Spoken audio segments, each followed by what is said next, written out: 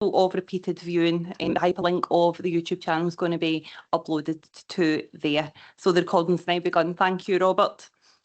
Members, before we begin, if we could just welcome Emma Douris. She's a politics student from Glasgow Uni. She's sitting up the back. Hey, nice to have you here. I understand that you've been to a few different meetings now, and I hope you're enjoying your time here in East Ayrshire, so it's really nice to have you. I also wish to advise Council that there's been a late motion come in, but very worthy, so I'll be inviting Councillor Peter Mabin at the end to say a few words, and I will not steal his thunder, but it is about a sporting achievement. So that's fine. Julie, could we have the said and apologies, please? Thanks, Provost, and good morning, members. Provost Claire Leach. Here. Councillor Stephen Canning. Present, thanks. Councillor Ellen Friel. I'm here, thanks, Julie. Councillor John McFadgen. Deputy Provost John McGee. Yep. Councillor Caroline Barton. Here, thanks. Councillor Elaine Cowan. Here. Councillor David Richardson. Present. Councillor James Adams. Present, thanks. Councillor Linton. Councillor Reid. Here. I have an apology from Councillor Jane Sangster. Councillor Graham Barton. Yeah, thanks, Julie. Councillor Graham Boyd. Here, thanks, Julie. I have an apology from Councillor Barry Douglas. Councillor Neil Ingram. Here, thanks, Julie. Councillor Peter Mabin. Present, thank you. Councillor Claire Maitland. Here. Councillor Jim Todd. Here. Councillor Beverly Clark. Here. Councillor Sally Cogley. Here. Councillor Kevin McGregor. Here, thank you. Councillor Linda Mabin. Here, thanks, Julie. Councillor William Lennox. Morning, here. Councillor Alison Simmons. Here, thank you. Thank you. Councillor Billy Crawford. Here. Councillor June Kyle. Present. Councillor Jim McMahon. Here, Julie, thanks. Councillor Neil Watts. Morning, Julie, I'm here.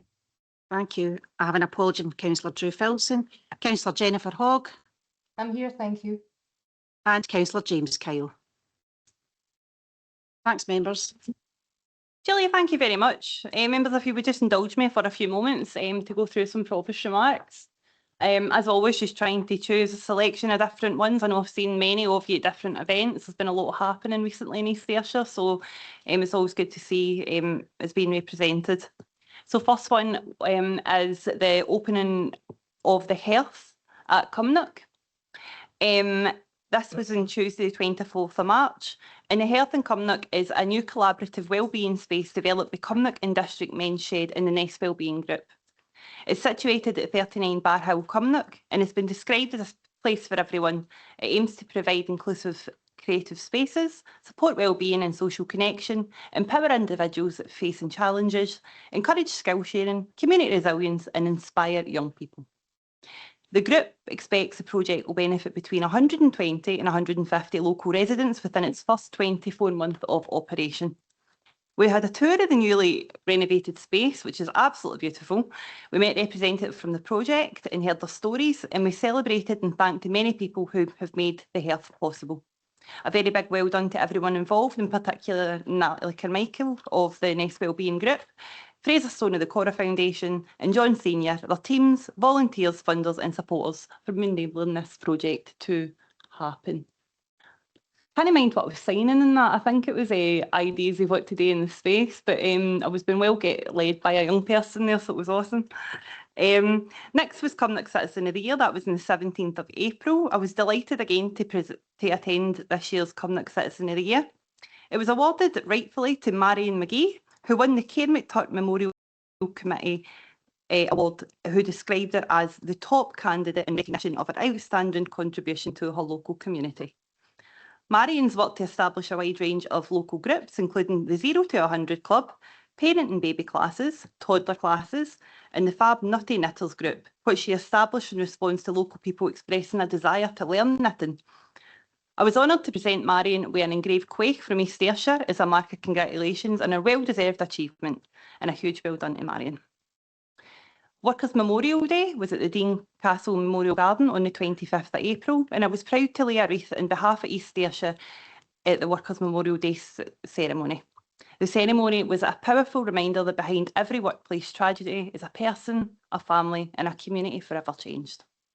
It's important to take time to remember those we have lost and continue to support the fight for safer working conditions for all. Kelly Heartmates Tartan Tea Party at the Park Hotel on the 26th of April. I was delighted to go along. Kelly Heartmates are a wonderful group of people who are affiliated with Chest, Heart and Stroke Scotland. These are a charity of people across Scotland affected by chest, heart and stroke conditions as well as long COVID. Events like these are fantastic and a way to bring people together while raising vital awareness and support for those across our communities.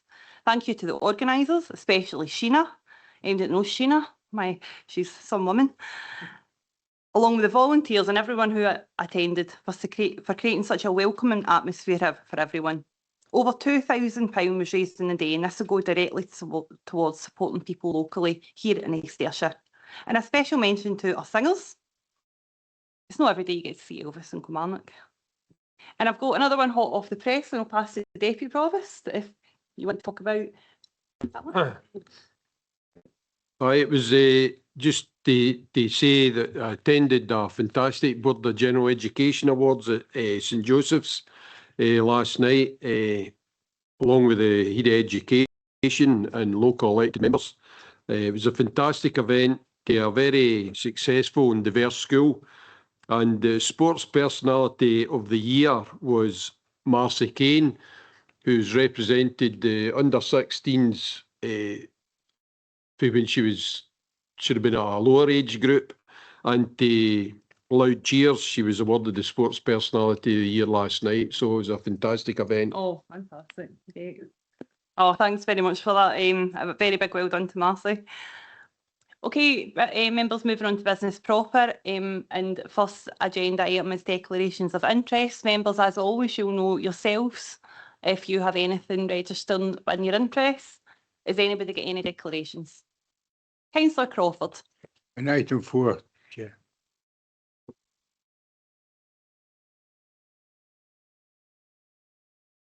Is that in relation to Goldfield Community Transport? You're not, I think you're on the board. Is that the interest you're declaring, Councillor Crawford? Yeah, thank you. Anyone else?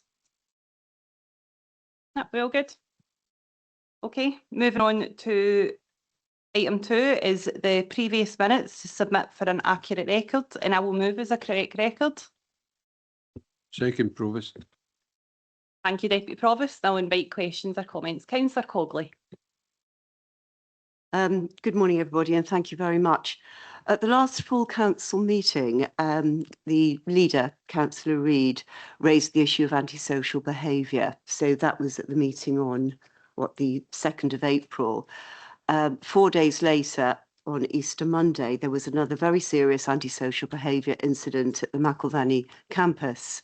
And this is just a request from elected members that if we could please have a briefing as and when these incidents occur, because I certainly felt extremely stupid as an elected member that I didn't know about it when I was questioned by a number of my constituents. So if we could please be fully advised as to what's happened and what is being done about it. Thank you. Yeah, Eddie, yep. I think, thanks, Provost. I think as we discussed the last time, that there's always a balance about, the amount of information we get in as a council and what we put out as briefings around that. So we'll continue to try and get it right. We might not get it right every time, but we try every time we get it in whenever it's of interest to all councillors or to local members or any particular member, that we try and do that briefing. So we do try and keep it right. So we'll continue to do that and keep it balanced and appropriate. Yeah, but completely appreciate what you're saying, for sure. Thank you, Councillor Cogley. Leader.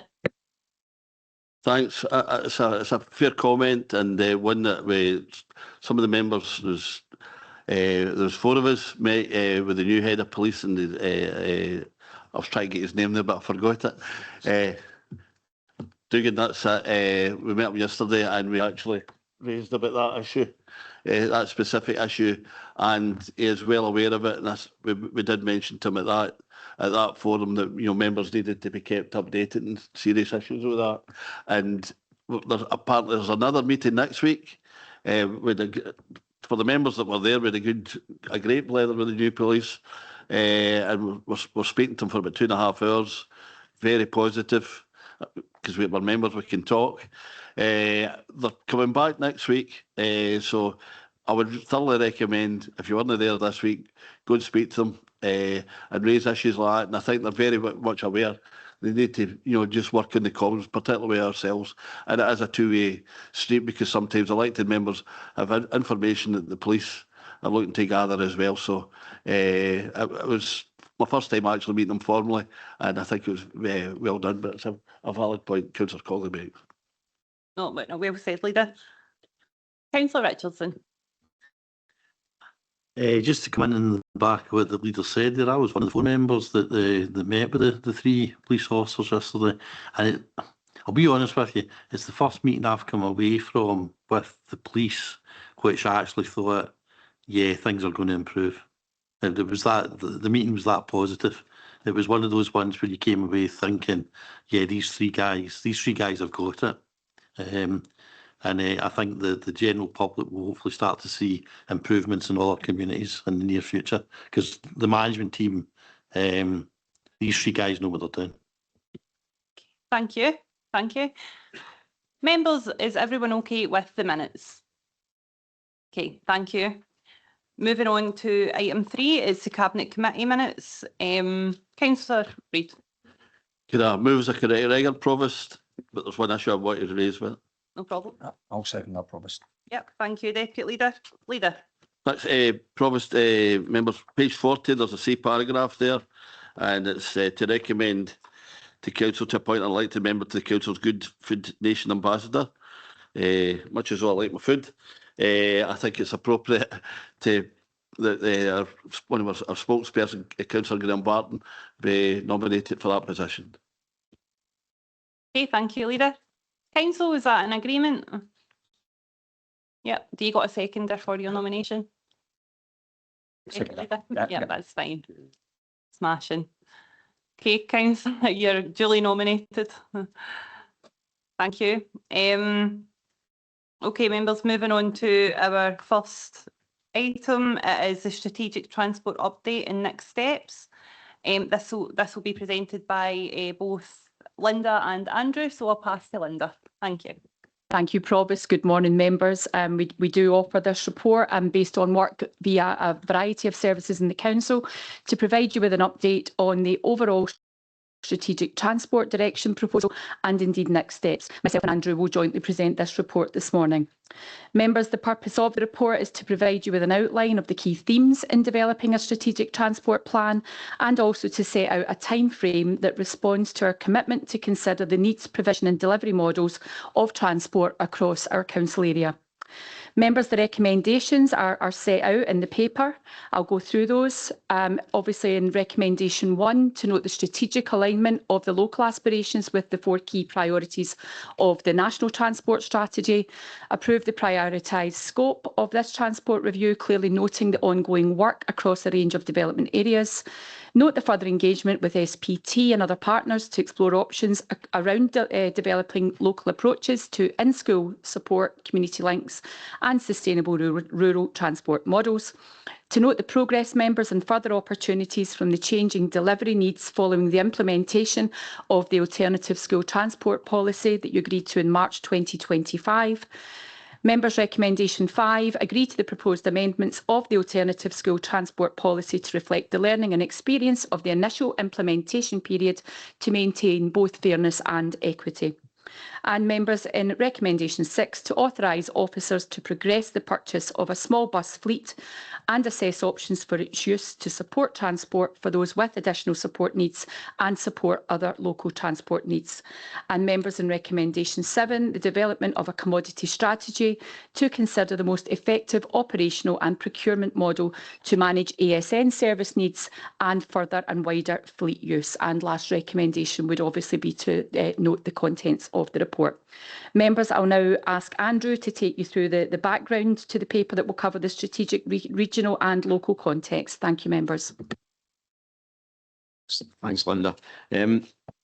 As noted in the paper in the background, members, I mean, clearly there's been a significant number of transport-related decisions and actions agreed through Council and Cabinet over the last couple of years.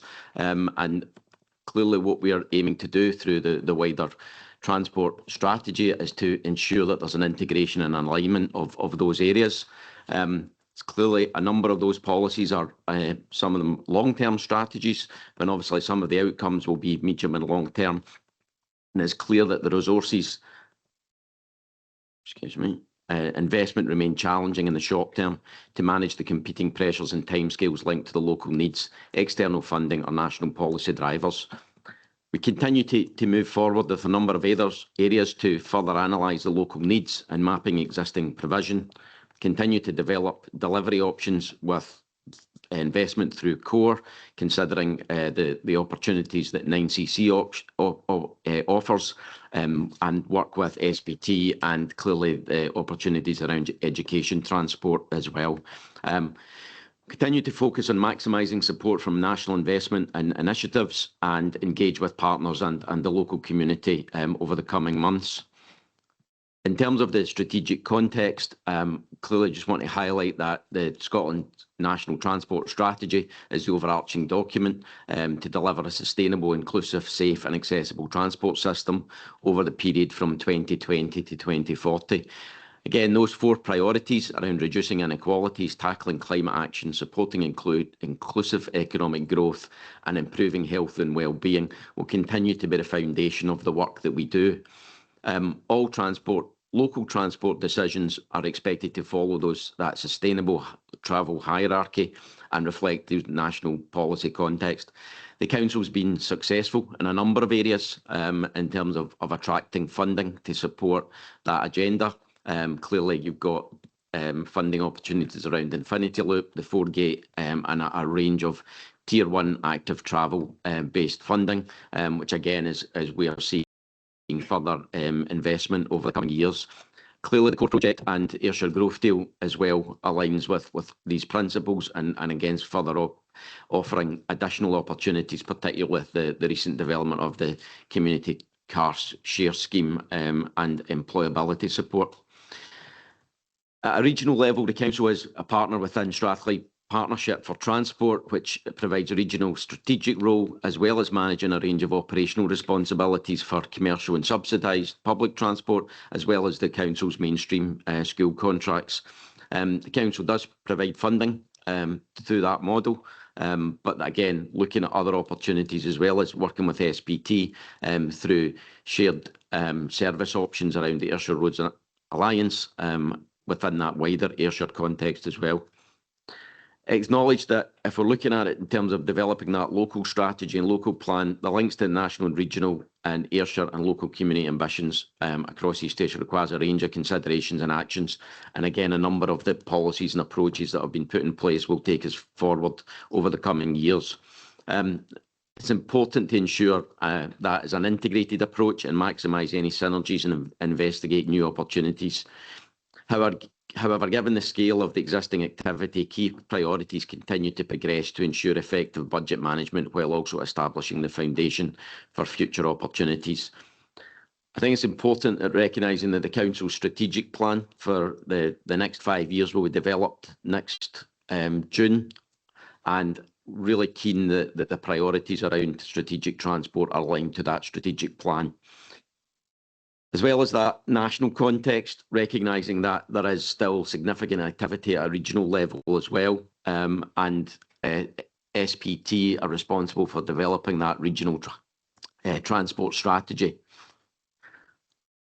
They've recently published their Strathclyde Regional Bus Strategy, and again, I would hope members would recognise the aims within paragraph 11 are absolutely aligned with some of the key areas that the Council are looking to develop. Paragraph 12 just highlights some of the key elements within that strategy directly linked to East Ayrshire, with Kilmarnock continuing to be identified as a key node point for wider travel, strengthening demand responsive transport in rural areas, establishing minimum service levels and improved access to key node points, and continue to support investment in local infrastructure.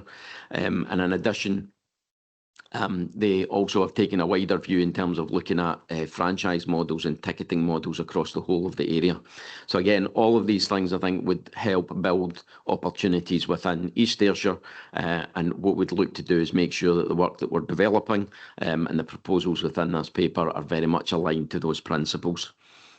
It is recognised that within the local transport arrangements that the market is continuing to face significant challenges with increased legislation, requirements around transition to net zero, cost pressures, staff costs and increasing fuel prices.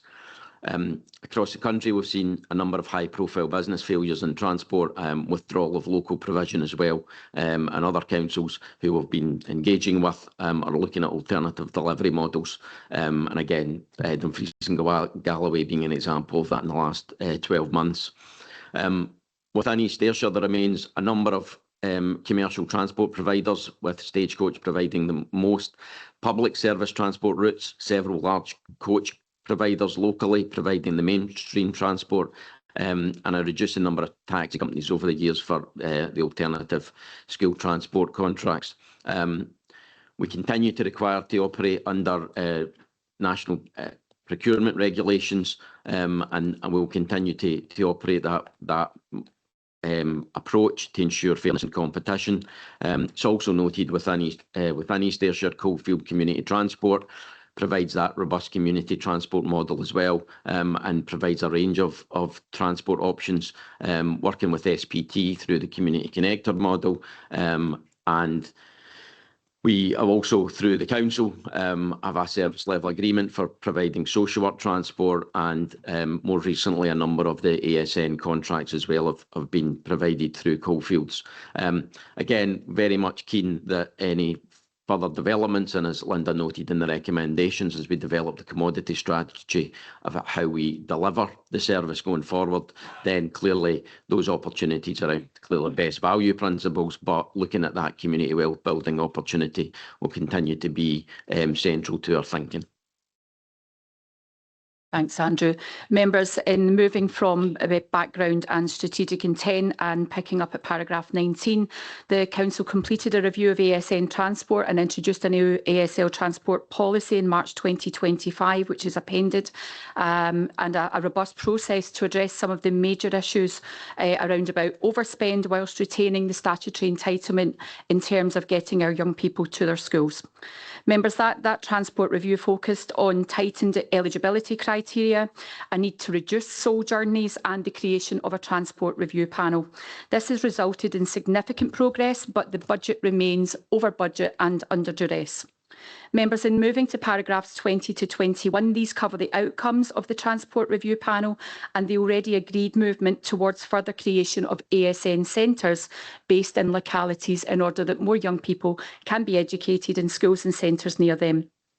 Members, paragraphs 20 to 24 cover factual information in respect of breakdowns and costs across the year 24-25, 25-26, and an initial forecast, members, for the new academic year commencing in August, which I'm sure you'll understand will be continually under review. Members, paragraph 25 through 27 give detail on how the contracts are currently delivered. This context is clearly important to us as we begin to map out a more strategic and sustainable approach for our council to potentially adopt. Members, paragraphs 28 through 29 and a smaller part of today's strategic paper, having operated for a year already, it's important that we continue to review and refresh the additional the alternative transport policy. Paragraph 29 provides an outline of some minor changes proposed to the existing policy, and that again, members, is appended to your papers this morning. The changes refer to the use of higher rate motability allowance or lease vehicle being part of considerations in the award of transport. A mileage agreement agreed is potentially being paid to parents and carers in that position. And clearly in the third and the fourth aspects, we cover the Council's ability to undertake periodic checks on the information provided as part of that application process. And members, the fourth aspect is actually no further change to the policy. Having looked further at this, we have always considered exceptional requests where those have been required, but we wanted to make sure that was drawn to members' attention this morning. Members, these changes do not change the operation of the policy or the application process in its fullest sense, but do represent some small changes to the policy and the need to keep the policy under continual review. In paragraph 30, we move to consideration of a strategic approach to our council's transportation needs in all respects. It is essential that we take a holistic approach that covers our statutory duty, but also recognises our positioning in respect to current contractual obligations with mainly ASN transport providers. Current ASN contracts end in June 27, and therefore it is essential that we commence a procurement exercise by March 27 and work to develop a new commodity strategy commencing August 2026. In moving to paragraphs 31, 34, in understanding this exercise, we need to review and ascertain needs for the year 27-28 to ensure readiness to contract and procure new provision. Given the reliance on current taxi contracts evidenced in paragraph 25, there is clearly a gap in the market for wheelchair accessible vehicles, specifically wheelchair accessible minibuses.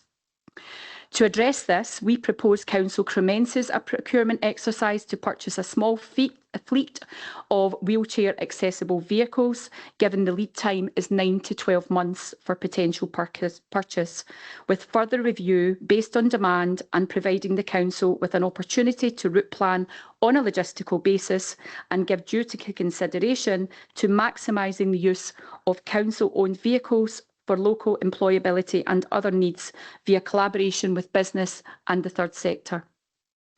Members, paragraph 35 through 37, they cover the operating costs being met from savings anticipated, but also recognising that we are already in a position of having a capital budget that is already maximised, and we propose that any purchase of vehicles is drawn from service balances across a number of services, thereby reducing any potential borrowing costs. It also refers in para 37 to the lifespan potentially of any newly purchased vehicle of being that of 5 years.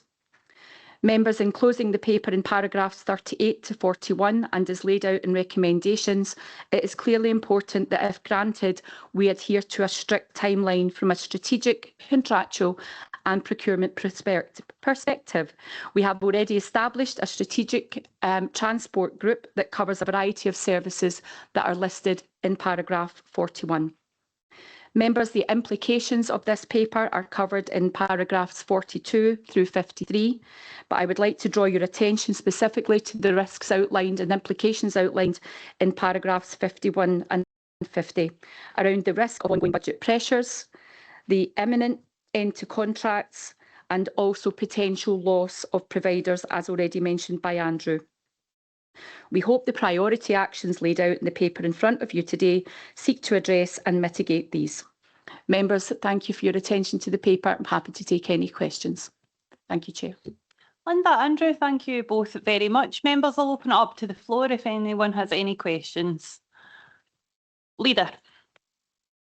Just this report's very welcome. It's been quite comprehensive. So a couple of issues that are just quite you know, I think we need to embrace community transport. And I think that's, you know, just in terms of addressing so many things like depopulation and poverty and getting people access to, as we mentioned here, jobs and schools and training. And I think we really need to involve health services as well. I think that's absolutely vital to involve community partners, and I think perhaps there's transport reviews that I think probably the Health Board will be looking at, and I think we need to, there's maybe some joint work that we need to use to approach that. So that's just a wee point on that. The other wee issue is in terms of we correctly mentioned here, Kilmarnock's an important nodal point in terms of overall transport, and I think, you know, with shifting retail patterns, I think as we see sadly a number of our town centre retail units, just like other towns, seems to be there's a move towards retail areas. It's important that we have public transport links to all retail areas and that people aren't excluded from these areas, and we maybe have a look. I know it's been discussed in other groups, but we need to make sure there's proper connectivity between Kilmarnock Town Centre, i.e. the bus station and the railway station, and places like the Queen's Drive, Glencairn Industrial Estate, and there's maybe an opportunity there to connect them all up in terms of perhaps a scheme connecting all our retail opportunities, and make sure it's not just for the car drivers, that these areas are open up for all people. Oh, thank you, Leader. Councillor Barton.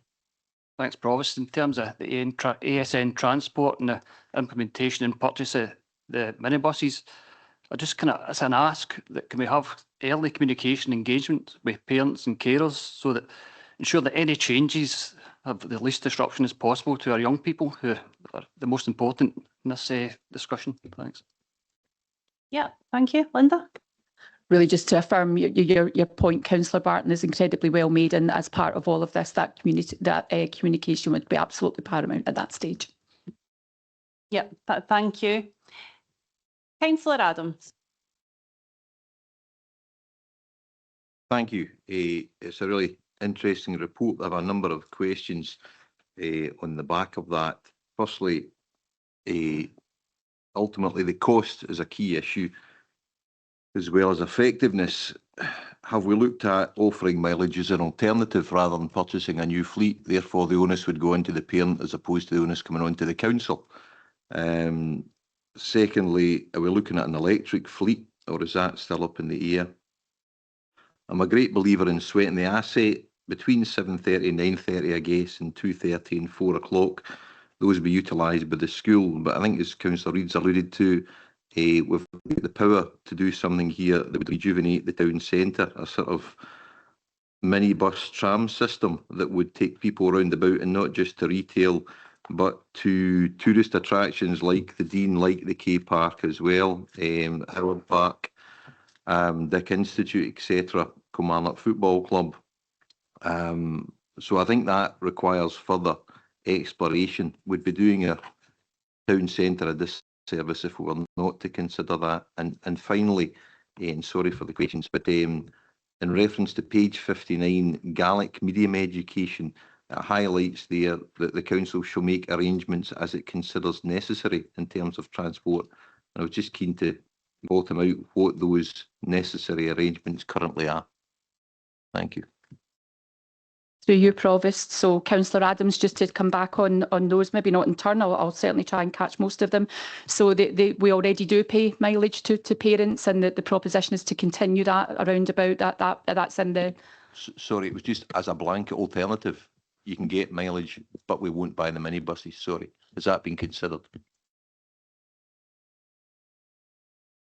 I think the fundamental point with the ASN transport is there is no world in which that would accommodate the needs of every child.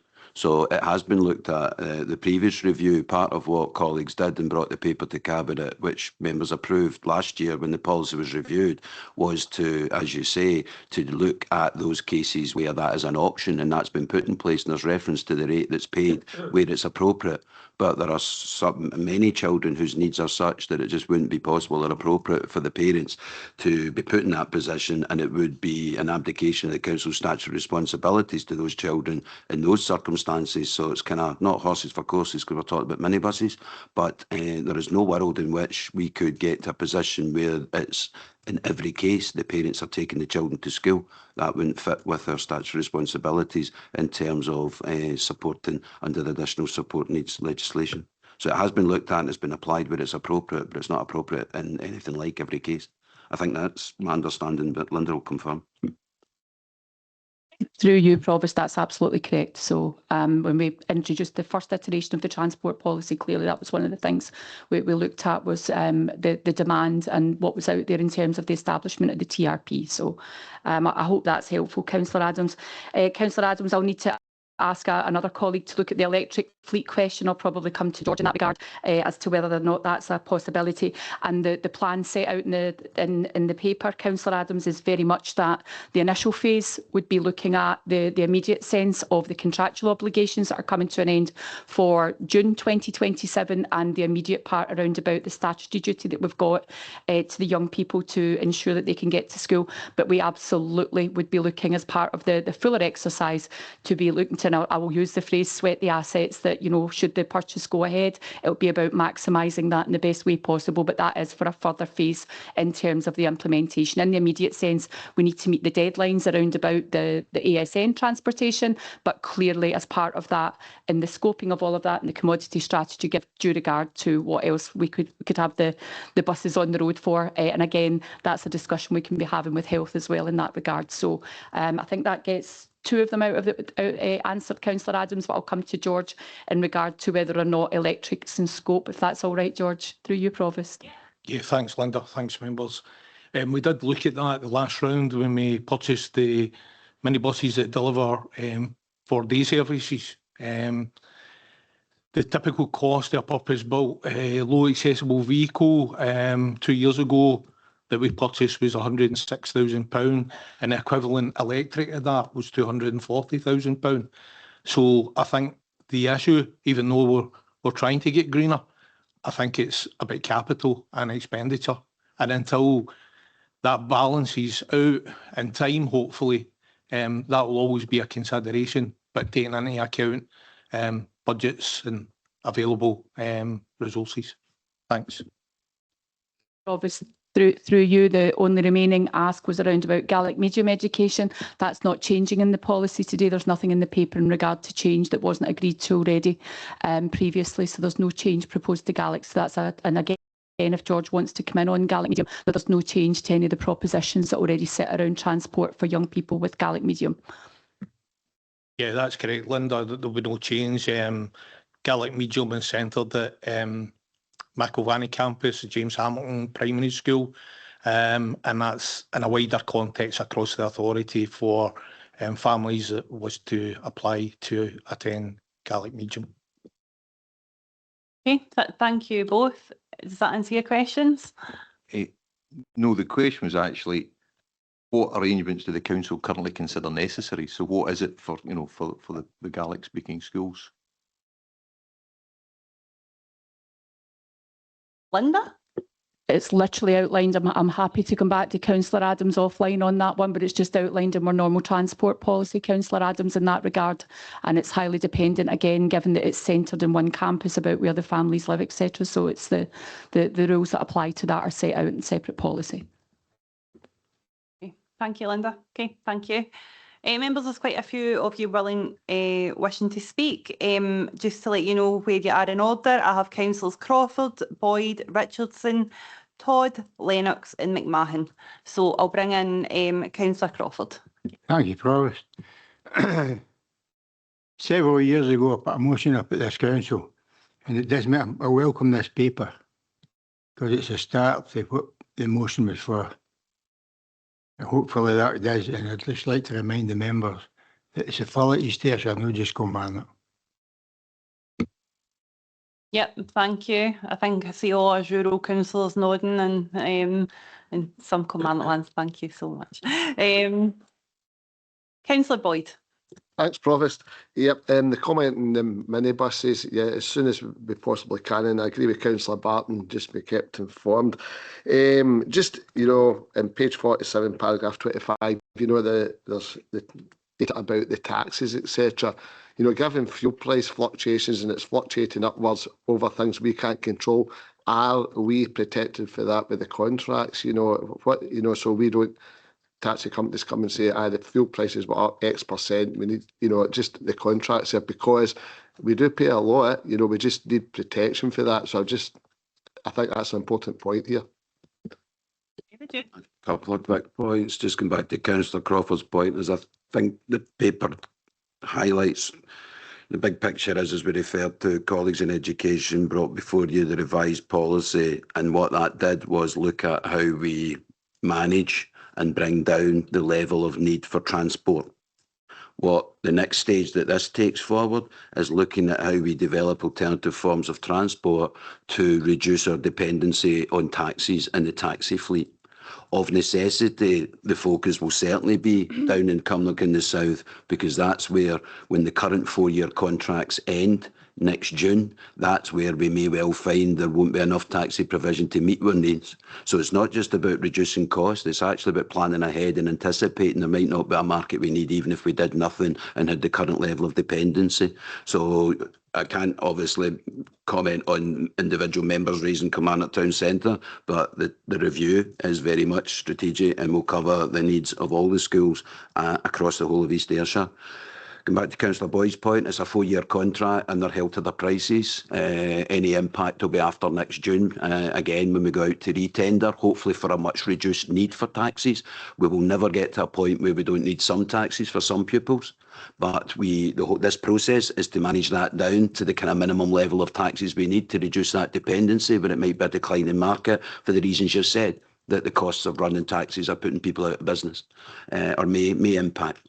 So there'll be no impact because the prices are fixed. They're held for 4 years. That was a bit of the issue last year, but they're held for 4 years. Where you will see an impact will be when we go out to re-tender for what I hope to be a much reduced taxi requirement round about next March to have the taxi contracts in place for August 27. I think we should anticipate, as you've said, there will be quite a step increase if fuel prices are anything like they are now come next March. And the other factor will be how long we put those contracts out for, 1 year, 2 year, 3 year, 4 year. And we'll need to think about that, because if you go into the market and it's at a high price, then we'll sign up to a high price and it will never come down. So we'll need to take account of that as part of developing the commodity strategy and get a handle on, is it a high market, is it a low market, and that will factor in whether you go for 1 year, or 2 year or 3 year.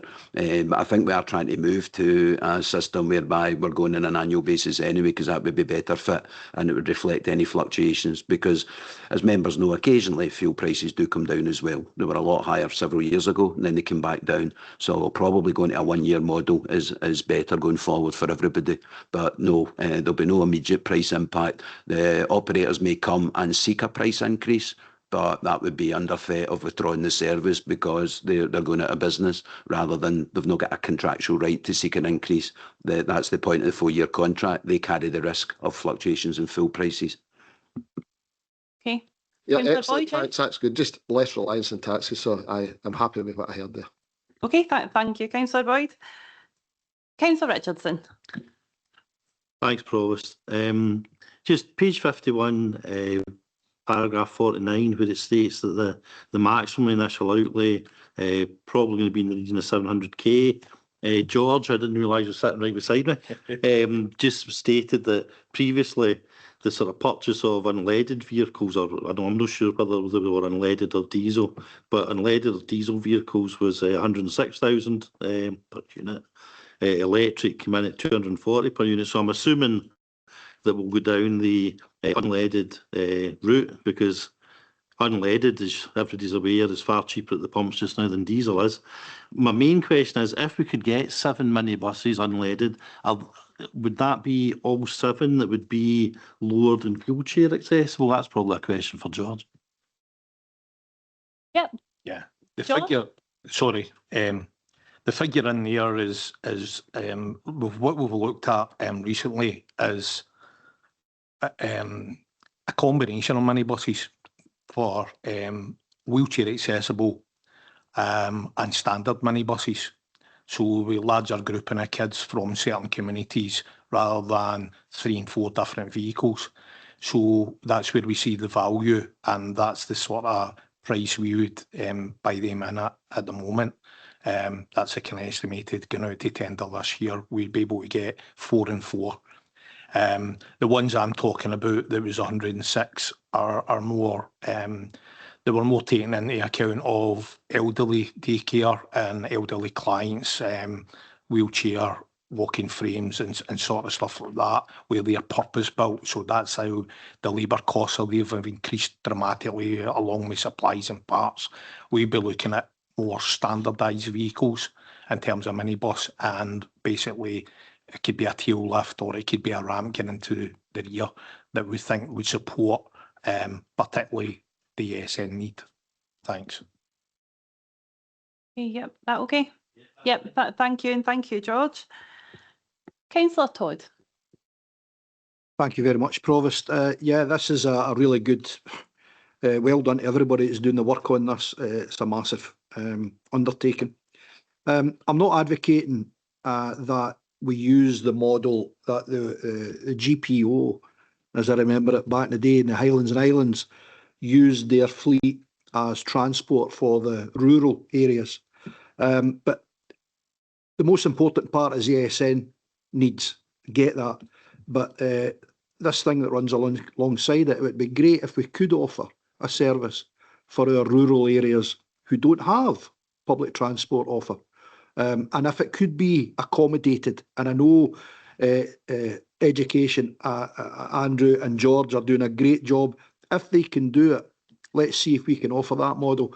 And it would be great to future-proof or succession manage that if we know that there's young folk leaving school and we know that they will need transport, whatever area, then that joined-up approach might make sense where if somebody's bringing a vehicle to an area, they could be taking that person to pick the train up or a bus or whatever. So it's a big ask, but I think it's really important that we can try and accommodate as many people as possible. Thank you. I think, Councillor Todd, you make several fantastic points about, clearly the next phase of these strategic works and timescales. And please just know that absolutely taking on board your comments with the ASN part being the statutory part, and first and foremost, as you've already identified, then we will absolutely be looking to maximise what's in front of us in terms of that resource and put it to best use. And if that's mobilising our labour market as well, then clearly that's in everyone's interest. So please know that that's front and centre in a lot of the thinking as we move forward with the project. But initially, what we wanted to do today was bring that proposal around about the necessary procurement and purchase and paying due regard to clearly the contractual deadlines that are coming, but very much in scope. Councillor Todd, thank you. Andrew, I don't know if you wanted to add in through you, Provost. I think that very much is the strategic context of this. And I think we've, having previously been involved in transport with George and looking at some of these areas and again working with health and other aspects of trying to find those opportunities. Now, to be fair, 10 years down the line, some of that doesn't feel as if it's really had much traction. But when I look at the SPT policy and the approach that they're looking at, they've already made some approaches to us around providing some funding and support, particularly for employability access. I think the investment they've already looked at in terms of the core project and looking at the car scheme, again, I think that starts to create greater flexibilities and opportunities for kind of people to take their own opportunity rather than even the council providing services. And again, I think we've seen already the development of the opportunities around Coalfield community transport, both from an organisational point of view, but very much a direct impact within communities, and they're being supported by SPT as well. So again, I think there's not just the opportunities that the ASN has provided and the funding that we're already spending there. Can we make that more effective? But also, I think the investment and the work around SPT, again, I think is going to give us further opportunities to integrate. And I think, as Linda says, that by having this kind of coordinating group so that we're able to kind of look across all of these opportunities and find the synergy. I think the technology is also a bit better in terms of managing information and data. We're seeing that across a number of other local authority areas where people are maybe able to book things easier, and obviously things like SPT's kind of demand-led service as well. Again, is there other ways we can link into that to strengthen those areas? But clearly managing the demand, and I think we've said in the report, that's one of the areas where I think we need to do a bit of work just to make sure we fully understand and identify where the needs are, to then start to map out what the future offer can actually deliver. No, thank you. That's really reassuring. Thank you. Councillor Lennox. Thank you, Provost. Thanks, Linda, Andrew. Welcome the paper, and I'm not going to repeat what's already been said about some of our local communities that are not currently serviced with public transport. I did get some feedback from one of the local coach operators who just wanted me to mention to you about the distinct lack of PSV drivers we have at the moment. So it might be a struggle in terms of getting folk to drive these minibuses. The other thing was they also mentioned that there are very high costs associated with wheelchair accessible minibuses, so need to bear in mind and take that into consideration as well. I just wondered if in fact you've actually taken into consideration some of the feedback from maybe the private sector in terms of learnings that they've had, the pros and cons. It might be worthwhile in the future consulting with the private sector just to get some of that feedback. But thanks again.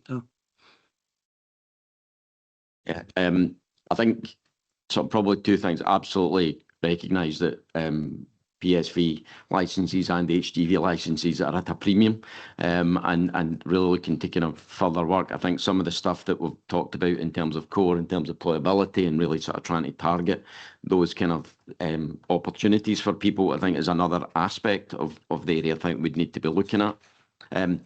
Some of these minibuses and the area, as George has outlined, the size of vehicles we're looking at as well, again, because the likely opportunity of them being open up to the community, we would be looking to potentially purchase ones that you wouldn't necessarily need the PSV licences as well. It would be that kind of lower category licence, again, which gives us more flexibility in terms of drivers. In terms of the high cost, I think as George says, we are seeing some significant increases in the cost of vehicles, and clearly I was actually up at the APSI conference yesterday looking at some buses, and I actually spoke to a number of the companies out there who are either supplying the raw materials, so that your kind of Mercedes and Ford kind of fleet, but also the companies that actually do the fit out of these vehicles as well. And yeah, as everybody's challenged with cost, then clearly they're looking at sort of different innovative ways and different style of adaptations that they can put in. And as George has already said, we're looking at some of those different opportunities to kind of reduce the cost. And that's also why we've kind of asked for more that a sort of, we will buy a fleet rather than specifically saying what type of vehicles, because both in terms of what's available in the market, but also in terms of the individual needs. Once we get a clearer picture of individual children's needs, then both of those factors we'll consider in terms of taking forward. But clearly, yeah, we'll continue to engage with the market as well. Okay, thank you. Is that okay? Yep, thank you. Councillor Cannon. Thanks, Provost, and just to agree with everything that's been said, really. But I think about this a lot because I'm in a rural community and connectivity between Fenwick and Stuartland is not great. And I've often thought, Andrew touched on it with technology, data. Councillor Adams also touched on it. But I mean, an East Ayrshire Uber, where we take the best of Uber, but we pay the drivers properly. And we could even do an Uber for buses. Using technology is definitely the way forward. I was going to mention this to Paul when I meet him shortly, but because obviously it's technology. But yeah, an East Ayrshire Uber for buses would be great. Yeah. Okay. Thank you.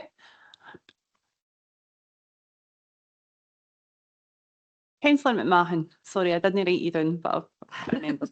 Thanks, Provost. I certainly very good, but just by coupling Councillor Cannon's point there at the very end. It's similar to what we're looking for, Councillor Cannon, that sort of doing that kind of on demand as part of that wider strategic plan. I certainly welcome the paper as part of that strategic transport update, and I understand why it's came at this particular time, and it's no a wider strategic transport plan, which I would have loved to have seen sitting here today. And I get the urgency around about why we need to do this. I think had it been in a wider strategic transport plan, this would all have been part in that wider strategic transport plan. It's been set out for us that it needs to be a strategic plan, and I'm glad to hear George talking about inclusivity to make sure that we can accommodate everybody from the infancy right through we're older people. That wider transport plan and looking at how we utilise the small fleet of buses or a fleet of small buses, try to come to terms with the two of them. I'd imagine it's a bit of both, and it's how we can utilise them in between and working with the Coalfield Community Partnership and using them to their full potential outside the schoolers, and how we can maximise that to stay with. But this goes beyond it. I stay in one of the communities that Councillor Leonard spoke about, where there is no public transport. And it's how we do that going forward, and whatever size of scale we need to link the veins into the arteries, so to speak, with the buses, and it doesn't need to be big, long, huge journeys to do that. But that's the wider paper that I really anticipate and look forward to that coming and working with the wider partners out there, as Councillor Todd said, and whether it's a whole GPO, he's going back a few years now, or whether we can work with other partners out there to be able to deliver that, like health. So as part of the strategic plan and the update on that, I really do welcome it. But I really look forward to that wider strategic plan that is sustainable. I'd almost call it the master plan for our transport, I think, for East Ayrshire. And it needs to be a master plan to tackle all the issues that's already been. I'm not going to cover them all again, but they've been well covered in the chamber this morning. No, thank you. That sounds wonderful. Thank you. Councillor Cowan. Thank you, Provost. I wasn't expecting to come in as quickly as that. Councillor McMahon hits the nail on the head for me. I think we've got a real need for our communities for that wider strategic active travel plan that we all talk about. And this is obviously only one element of it, and it has been driven by the school needs. And I know we're trying to make these buses be everything to everybody, and that won't be possible, but I just want to remind people that sometimes our schools struggle with extra experiences for our children, and it's the cost of the transport. Our parent councils do some fabulous jobs fundraising to make sure our kids get the best possible wider experiences as well. So again, I can't remember which elected member mentioned it, but if there is any downtime with these buses, if those opportunities can be looked at. But yes, I certainly would like to give my full support behind Councillor Jim McMahon. We definitely need that strategic wider look at transport. Real need for our communities. Thank you so much. Thank you, Provost. Really just to affirm that all of these aspects are very much in scope, recognising, Councillor Cowan, your position as spokesperson and hearing that firsthand from the schools and the parent councils about some of those pressures there and wanting to give our young people those experiences. So absolutely in scope. Thank you. For sure. Thank you. Members, is there anyone else would like to come in that's not already came in? We okay? Okay, are we okay to agree the paper? Thank you, and thank you very much to Linda McCauley-Griffiths and Andrew Kennedy. Members, we're moving on to the first of our motions. The first motion is by Councillor Linda Mabin, and I'll pass to Councillor Mabin to speak through our motion. Thank you. Thanks very much, Provost. Just to say, I'm bringing this motion today to Council at the direct request of a constituent. I just want to be clear for the outset, it's not about handing out ASBOs to dogs or any other domestic animal. It's about the very real impact that issues such as this can have on individuals, on wider communities. I'm as concerned for the well-being of the animals as I am for the humans. So that's just to make that point at the beginning. I've had several complaints raised over the past 4 years since I became an elected member, and time and time again, you're having to advise the constituents that there's little that can be done. That's not how we want to approach things, but it's just the way it is. The motion is clear. I'm not going to read it in full, but I would caution against dismissing it as a minor issue. For those who've never experienced anything like this, it might not appear significant, but for those whose life is and continues to be adversely affected, it's anything but. So at the heart of this, it's people who feel frustrated, unheard, left without answers, as well as the animals who might not be receiving the proper care and attention that they need. No one's asking for anything unreasonable, simply for concerns to be acknowledged and taken seriously. Since this issue was reported in the local press in recent days, I've received quite a lot of feedback at different ranges. There's been quite a bit of criticism, mostly questioning me and my level of fitness as an elected member, but there you go. And ignoring other, saying apparently we're ignoring more important issues. There's also been a significant level of support for people who understand the point of the motion. To be clear, it's not taking away the importance of anything else that we do. It's a different matter. Again, I just want to emphasise it's not an attack on dogs or any other domestic animal. It's a reasonable and measured ask for correspondence to be sent to the Scottish Government to ask them to review the current legislation and consider whether there is improvements that could be made to address these issues. That's all. Thank you very much. Thank you, Councillor Mabin. And do you have a seconder? Councillor McGregor. Thanks very much, Provost. I'm pleased to second Councillor Mabin's motion, not Councillor Mason's motion. I appreciate that there have been some strong opinions around this based on some of the comments I've seen as well. As someone who previously lived in a block of flats where a very large dog appeared to be kept indoors on its own for a long period of time and barked very loudly throughout the day, this is as much about the welfare of the animal as well as the other issues which Councillor Mabin has alluded to. There are, as we all know, there are many issues brought to elected members, and these are absolutely given the consideration that they deserve. But we have a mandate to take forward the concerns of our constituents, and that's exactly what Councillor Mabin has done today. It's entirely correct to raise this, and all she is doing is asking for the authorities to look at this legislation and seek improvements. And it is absolutely the case, as we all know, that the vast majority of dog owners are incredibly conscientious, and no one would ever dispute the joy and the companionship that dogs can bring to their owners and families. But I'm happy to second the motion. Thank you. Thank you. Sorry, I'm just thinking about my own dog now. Members, I'll open it up to the floor. Councillor Richardson. Thanks, Provost. When I saw, I think it was one of the papers, picked up Councillor Mabin's motion, and I actually copied it onto my own website and just asked for some feedback from my own constituents. And the feedback was about 50-50. But one of the posts from a dog trainer that was put onto my councillor website really hit home. And it's just really quickly, I'll just read out what the dog trainer said. And I know that Councillor Mabin has got the animals at heart as well as the owner, so that was really good to hear there.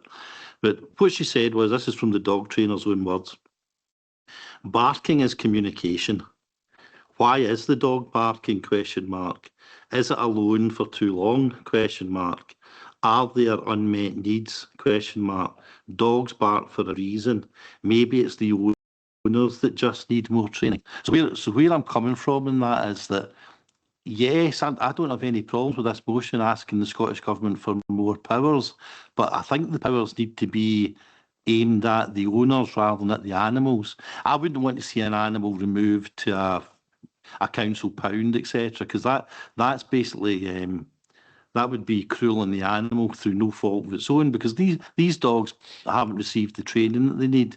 I'd like to see the extra powers, if there are any in the future, granted by the Scottish Government, allowing councils to take the owners to task, not the animals. David? There's a fair bit to this. If we take that point and then maybe work back. Any change, I mean, it's not for us to say what the legislation would look like, but I would expect any change grafted on as by way of an amendment to the existing antisocial behaviour legislation would absolutely be targeted at the owners. But at the moment, nobody I think would disagree with what you read out there. But at the moment, there's no means to compel any owner to get that training at that level. If you think of it, members, as almost like a Venn diagram in terms of all the bits of legislation and all the roles of different agencies in relation to the overall aspects of animal welfare, then you've got dangerous dogs. So they're the ones you can't have other than in very strict circumstances, the exempt breeds, the Akitas and all that. So that's part one. That's the police to enforce. You've got legislation around the control of dogs. That sits with the council to enforce. That's if your dog's a bit more aggressive or wild or whatever, when you're out in public places, that applies. Have it on a lead, maybe need to have it muzzled, etc., etc. If somebody's going out with their dog or letting their dog run around the street and it's threatening to eat the reins, then we can issue dog control notices and influence that behaviour through the owner. If someone's concerned that a neighbour's dog isn't being fed, is being neglected, is being kept outside in the cold or anything like that, that's the animal welfare legislation which sits between the police and the SSPCA. So again, that Venn diagram, all these different bits go to different bits of the concerns. There's others, the trading standards for completeness. They've got an animal welfare officer, but that's agricultural animals. So if it's a sheep or a cow, we can go in under trading standards, but not for dogs. So what that leaves is it's not a sweet spot, but there's that spot somewhere in the middle.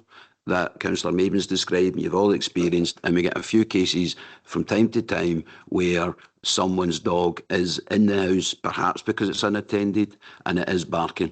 And we'll probably see an increase in these because in the old days you maybe had the postman in the morning and folk coming in at night. Now, of course, you can have any number of distractions, you can have any number of prime deliveries, and I'm not advertising for anybody, any number of home deliveries, you can have any number of supermarket deliveries. And I do think, you know, when we're talking about training, there must be a class somewhere for every supermarket delivery driver, how to maximise the noise they make when they're unloading the crates for their van. But that's just me. So all of that means that we get complaints from people from time to time, maybe because they're in their house more often, maybe not quite always housebound or vulnerable, but they may be that. And they may be that they are having to listen to their neighbour's dog barking. The other piece of legislation that goes back to the Venn diagram that I know members look at, or the other two pieces are the ones in focus here. One is, yes, under the Environmental Pollution Act, we as Environmental Health Authority can deal with statutory nuisance. The noise levels to get to statutory nuisance are way beyond a barking dog. It's not just about the volume. There's no specific volume. Everyone thinks, I always used to think it was 75 decibels, but Elaine put me right. And it's that judgment of, is the level of noise so high over such a prolonged period or intermittently during a period that it constitutes statutory nuisance? That's your techno beat, beat, beat. That's your loud music. It's your industrial jackhammers. It's not barking dogs. So even if we go through a process, we're going through the process of recording the evidence to tell the person at the end of that process the dog's not making enough noise to constitute statutory nuisance. At the moment, the antisocial behaviour legislation rightly focuses on the conduct of human beings. And therefore, we cannot deal with the failure to stop a dog barking because it doesn't meet the threshold as it's currently set for antisocial behaviour. So I wouldn't have thought that if the Scottish Parliament takes on board this motion and had an appetite, I wouldn't have thought that what they're going to put in is a power to remove dogs. In terms of what that trainer's saying, it would give us the power to perhaps say to someone in the most extreme cases.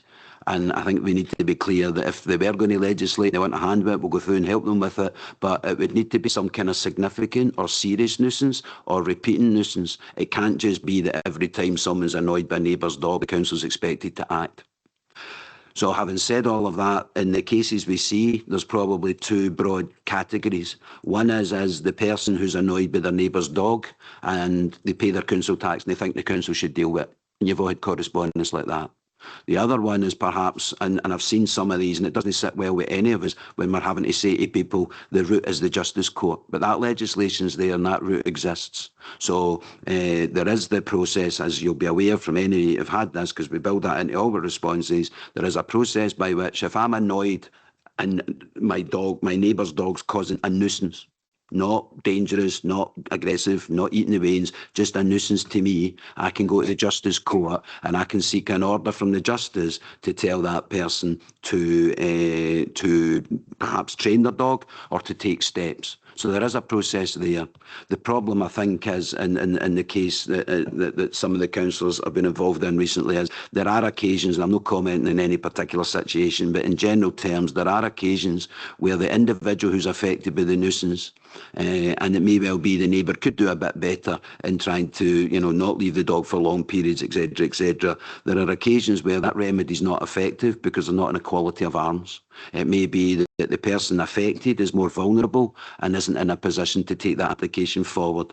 They may feel intimidated by the neighbour, they may feel threatened, they may feel there'll be repercussions or retaliation if they take their neighbour to court over their barking dog. So they also look to the council to provide a response. For all the reasons I've said, all those different bits of legislation, none of them actually hit this nail in the head and would allow us to exercise any current powers, even if we wanted to step in a genuine case and say, that's no fair, that's no reasonable, they can't deal with it, we should. We don't have that option. If the government were to, or the Parliament were to amend antisocial legislation, then I would expect that it would widen the powers so that it's not just the behaviour of the person, that would include the failure of the person to manage their dog's behaviour, and that the threat of the ASBO could be met with the requirement or the power to require them to get the training under threat of perhaps an ASBO on the owner for allowing that behaviour from the dog by extension. But it's not, and Councillor Maben's quite clear, and given we're in public session, it's not ASBOs for dogs. It would be ASBOs for the owners or some other power similar to that to require owners to get the training. So you've got that escalation. If the dog would benefit from barking, and I've got two that one of them is getting training now because they absolutely would benefit from it. Hence my rant about supermarket vans. But bottom line is we would not be looking for powers to remove dogs that have done nothing wrong and are only barking because they've been left, not neglected, because that's SSPCA, etc. But if they're simply been left unattended and it's causing that behaviour, then a power to actually require people in most extreme circumstances. Not just every time your neighbour's dog's bark. So we'd need to, but if they take it up in the Parliament and they're going to legislate, then of course they'll go through a consultation and we would at that stage be able to comment on any proposals and make suggestions about what we think might improve the situation. Before we get into impact and resources, I mean, my experience in 30 years has been it's a small number of those cases, and there are some that the complainer, the affected party, is perfectly in a position to go to the Justice Court if they feel they're that badly affected. But I would recognise there's a very small number of cases where, for whatever reason, they may not be in that position, and the gap there is we don't have any option to step in those cases.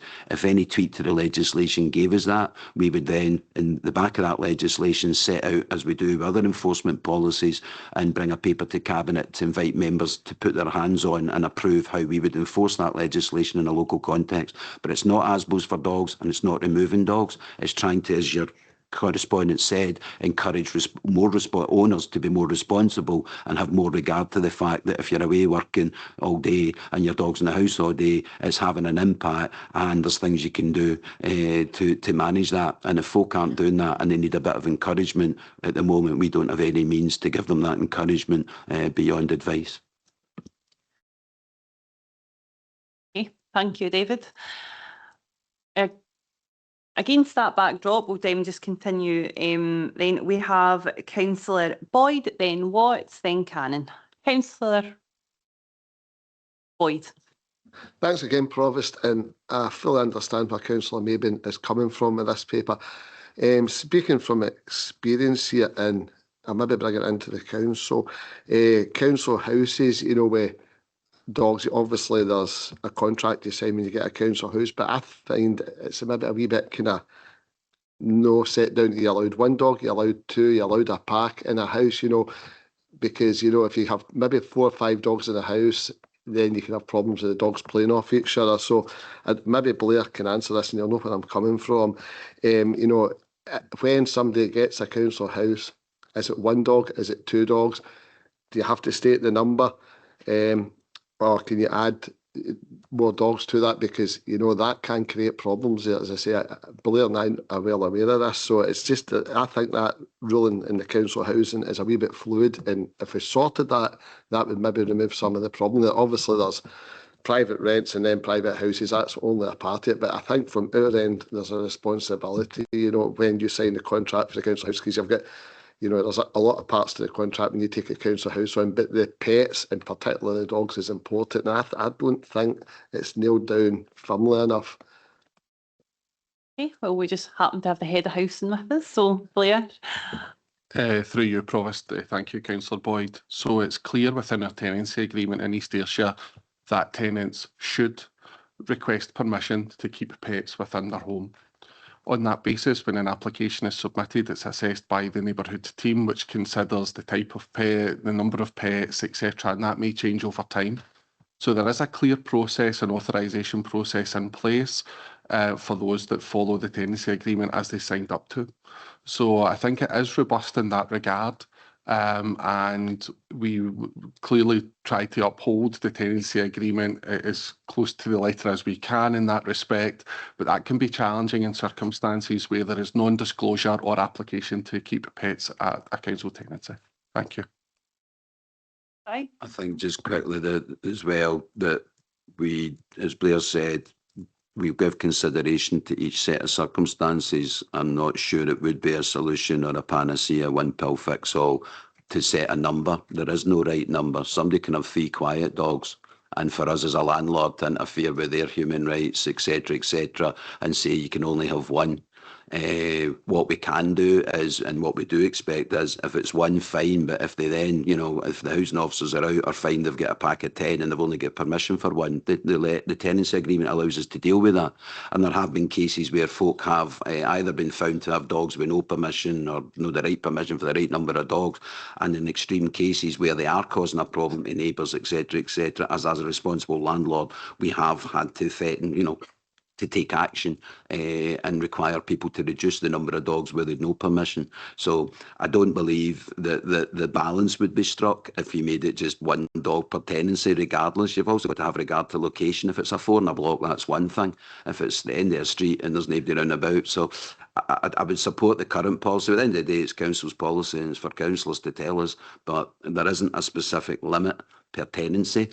And it is each one in its merits, but they do require permission for each pet, and if they don't have that permission, we have the right to seek its removal, etc., etc. So I wouldn't go to a prescribed number, 1, 2, 3. What is the right number?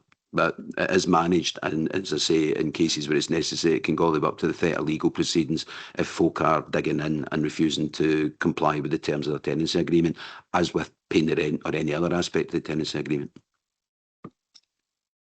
Thank you. Okay, yep. Leader?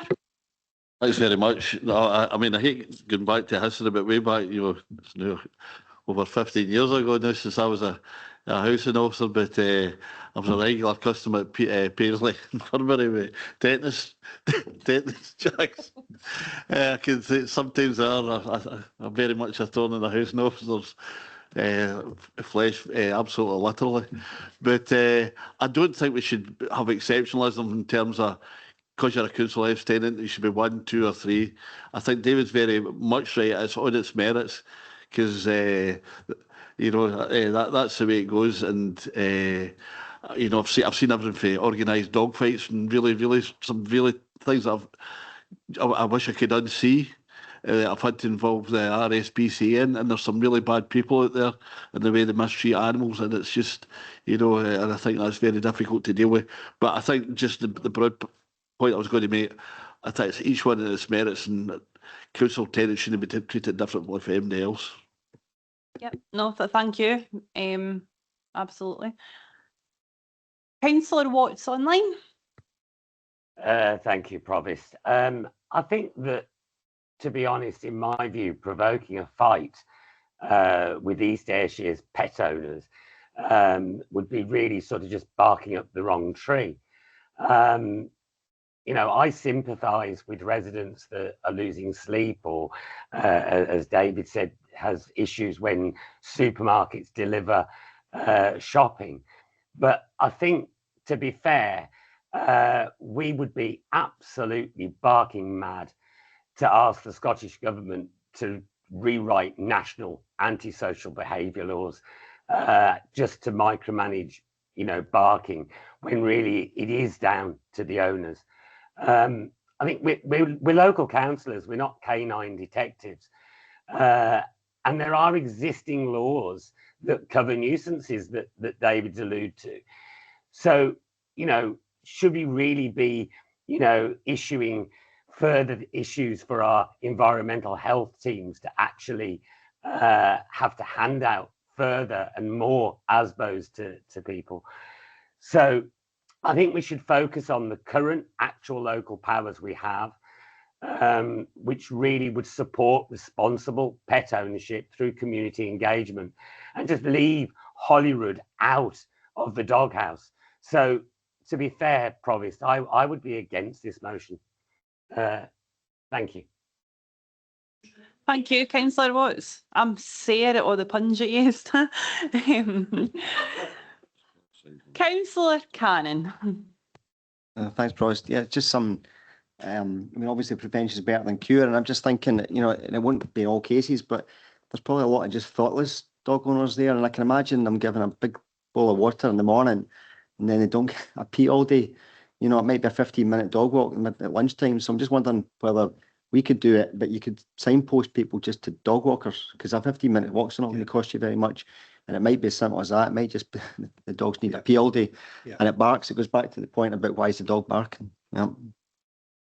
Yeah, could be, like you say, so many reasons. Okay, members, we are where we are.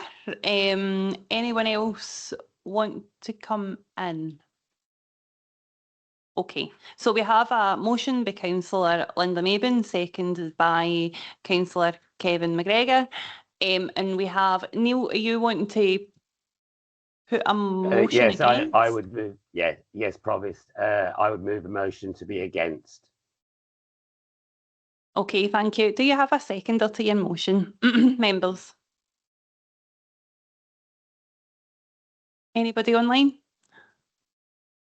Okay. Councillor Simmons? I'll second it.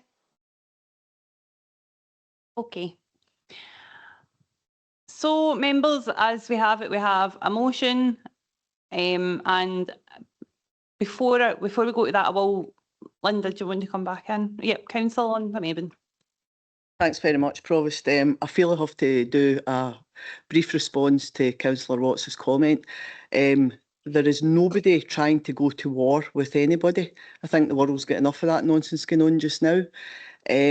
My ask was that correspondence was sent to the Scottish Government to ask for it to be looked at. I'm not asking anybody to be canine detective or anything like that. I have been approached by one particular constituent on several occasions, and I did try to dissuade him from asking for this. He continued to make the ask. I then said, okay, I would take a motion. I have had 2 or 3 other ones, not all involving dogs, I'll make that clear. So again, I mean, I'm not surprised that Councillor Watts disagreed with me, because he likes disagreeing with me anyway, but just to say, there is nothing, I don't want to go to war with anybody, because as I said, there's more than enough of that going on. Thanks. Yeah, there absolutely is. David? It was probably just a thought before we go to the vote that on the back of the points several members have made, it would of course be an opportunity for the council, on the back of council debating this motion, to issue the kind of comms that was being talked about on at least a one-off basis, and highlight, because if we don't get in first, we're probably going to fall foul of getting misreported for all the wrong reasons. So it might be an idea to both go out with something that's very clear on what this debate was about and what the council was trying to achieve, but also take the opportunity, and I know Julie's been taking copious notes there in the corner, take the opportunity to promote those basic points, getting the balance right. We're not saying everybody, you know, we're not branding every dog owner as bad and people as victims, but promoting responsible dog ownership, and maybe just reminding folk that when they're out, if they are out in that scenario all day, as has been said, you know, just somebody maybe going in, and it's not just about feeding the dog. If you left mine all day no fed, they'd dig a tunnel. But some dogs do manage to go all day, but it's that attention, it's just understanding. There are other things people can do, I mean, with cameras and all that, and you can interact with the dog when you're remote and stuff, and we're not saying people need to go to all that, but there would be an opportunity, if members are happy, irrespective of the vote and whether or not to write to the Scottish Parliament, if there's common agreement, then we can take that away and put some general comms out on the back of this meeting that highlights what it was about, and also gets in that piece about just gently trying to promote responsible dog ownership, and a few tips as to what folk can maybe do if their neighbour is having an issue or their dog is barking, to that extent. If there's a will to do that, we're happy to pick that up. Yep, okay, thanks, David. Right, I will let other members in just really briefly so we can get to the vote and get through. Councillor Hutchison is relevant and I'm going to keep this really quick. I mean, I'm loath to mention this because it was picked up by national press the last time, but it's not just dogs. I mean, there are other animals which you have to think about. Is there a question here? Should certain types of animals be allowed in built-up areas? That's what I'm going to say. Where neighbours are on the night shift. What type of animals are you talking about? Oh, cockerels. That was a fake bait, I'm sorry. Right, okay. So Blair's, wasn't it? Oh, Blair, I'm so sorry. I didn't see you waving to me, Blair. Through you, Provost, thank you. It was to remind members in the chamber that the Scottish Government asked for an independent working group to look at antisocial behaviour legislation, which published its report in February 2025. One of those recommendations was to look at a route of branch of current legislation, its definition and guidance in that respect as well. So there will be, I would imagine, imminently towards the later in this year, now we've had the recent election, that will take some more traction, which will give a formal opportunity to respond to a consultation. But just to note, it's very much in policy development at this stage as opposed to draft legislation, but there will be an opportunity at that time as well. Thank you. Okay, yeah, for sure. Okay, members, so we'll go to the vote. Motion for Councillor Linda Maben, second by Councillor Kevin McGregor to write to the Scottish Government, and a motion by Councillor Neil Watts, seconded by Councillor Alison Simmons to not write to the Scottish Government. And I'll pass to Julie to take us through. Thank you. Thanks, Provost, and thanks, members. So I'll call the roll. If you hear your name, could you indicate your support for either the motion or the amendment as outlined by the Provost? Provost Claire Leach. Motion. Councillor Stephen Canning. Motion, thanks. Councillor Ellen Friel. Motion, thanks. Councillor John McFadden, I understand you've managed to join online.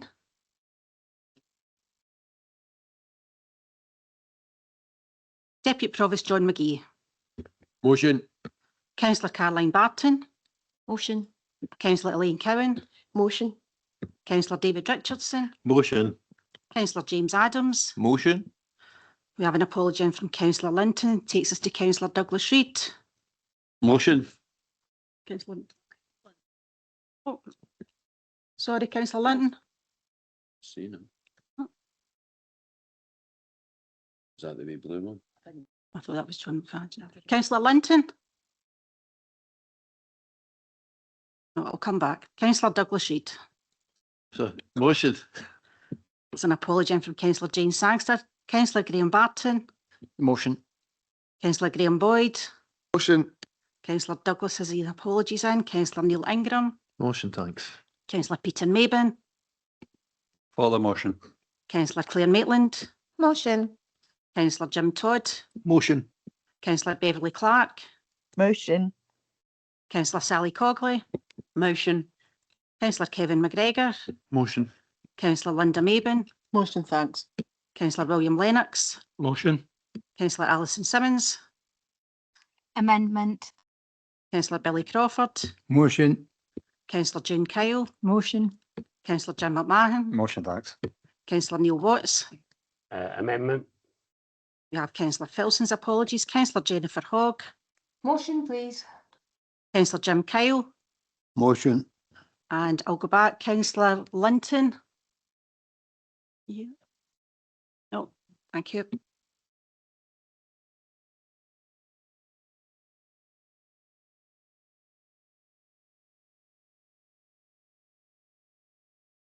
Motion's carried by 25 votes to 2. Thanks, members. Thank you very much, Julian. Thank you very much, Councillor Linda Maben, for bringing that to Council. Members, on to the next motion is from myself.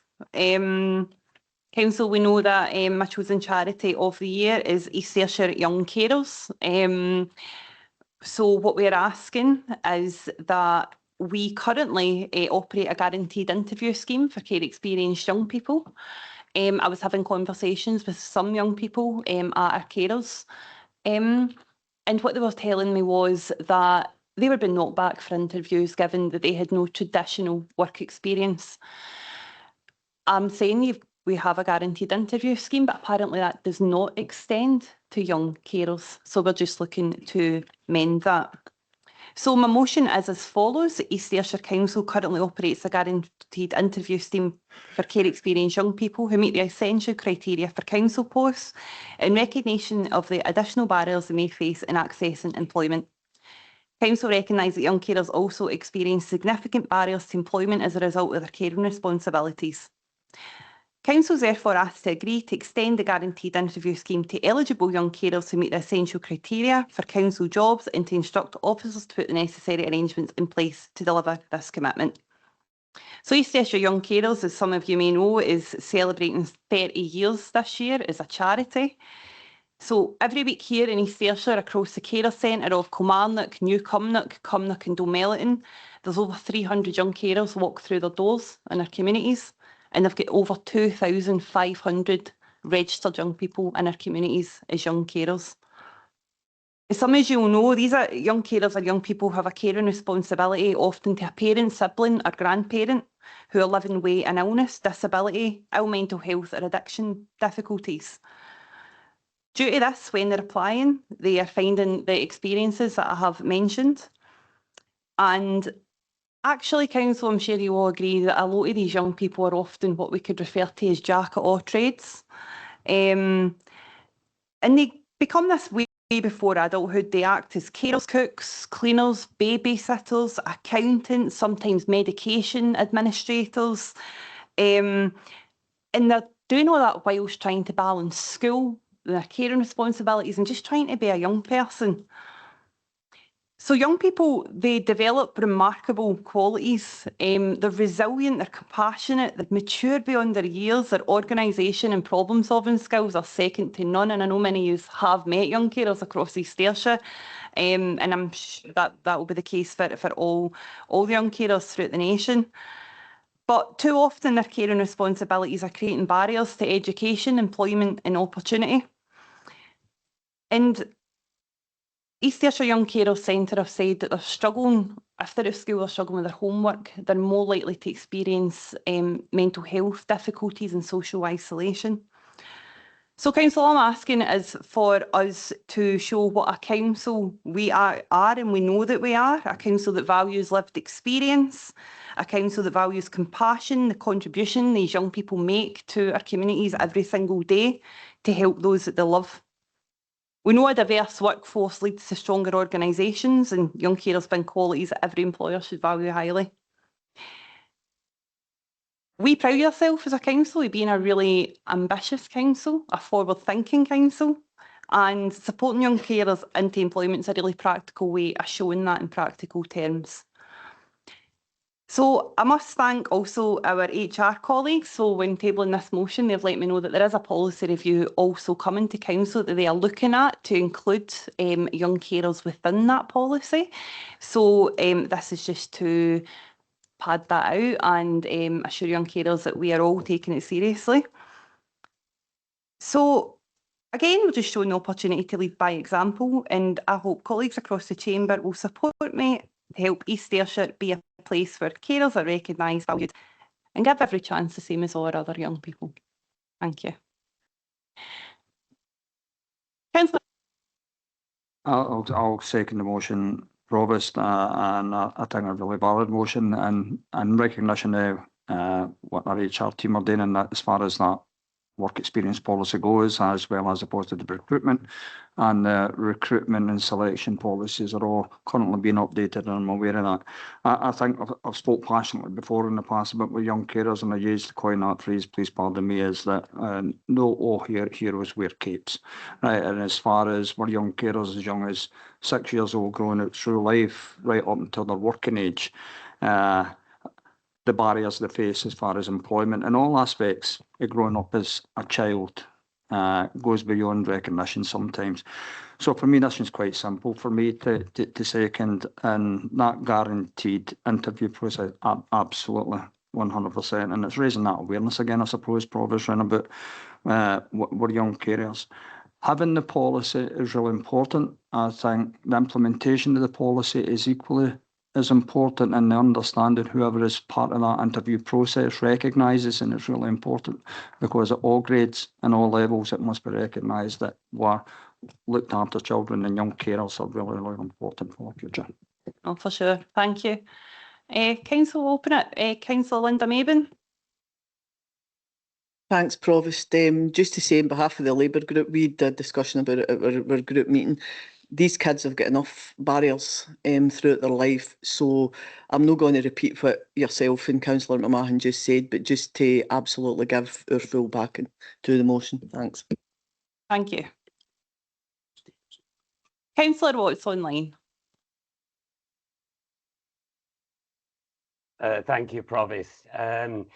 Yeah, no, you know, I fully support this motion that you have brought forward, Provost. It builds beautifully on our vital commitment to the care experienced young people.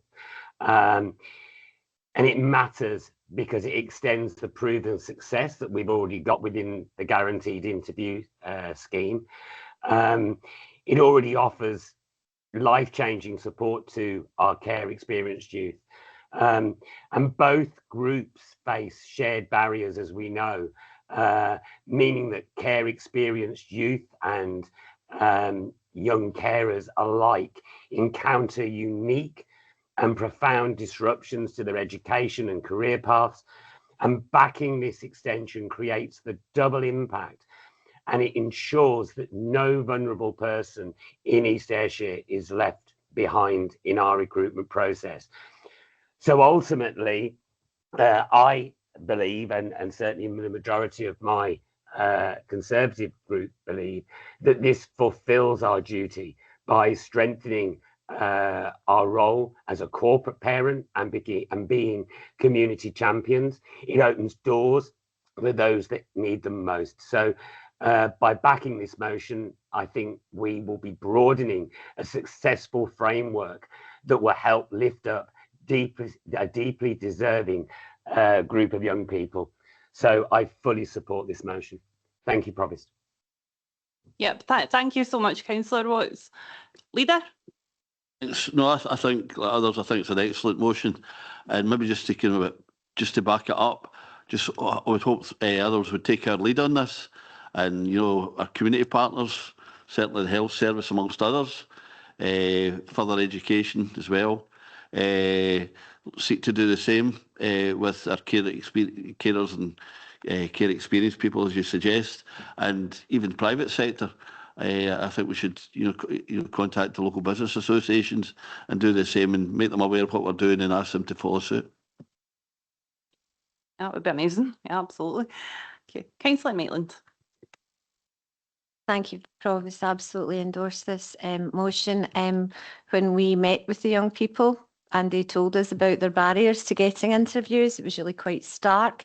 And I thought one of the saddest things about this, and I don't know if this addresses it, was they had no extracurricular activity to put down. They had no work experience to put down, yet they had all these absolutely incredible skills for people their age. So if there's some way we could incorporate that into the recognition, but I absolutely endorse this motion as it is. Thank you. No, that's brilliant. Thank you, Claire. What we're looking to do is also support the young people to meet essential criteria. So that would be very much part of the review that's happening also. But yeah, you're right. The wealth of experience these young people have is remarkable. Councillor Ingram. Thank you so much, Provost, and thanks for bringing this motion before us. It definitely feels like it's addressing a need for our young carers. You touched on it before. They have so many transferable skills, but what they don't have is the ability or the time to actually get that experience in the workplace, and that addresses the need for that. We know how hard our young carers work, how hard they care, and thank you so much. I'll definitely be supporting it. Thank you very much. Councillor Todd.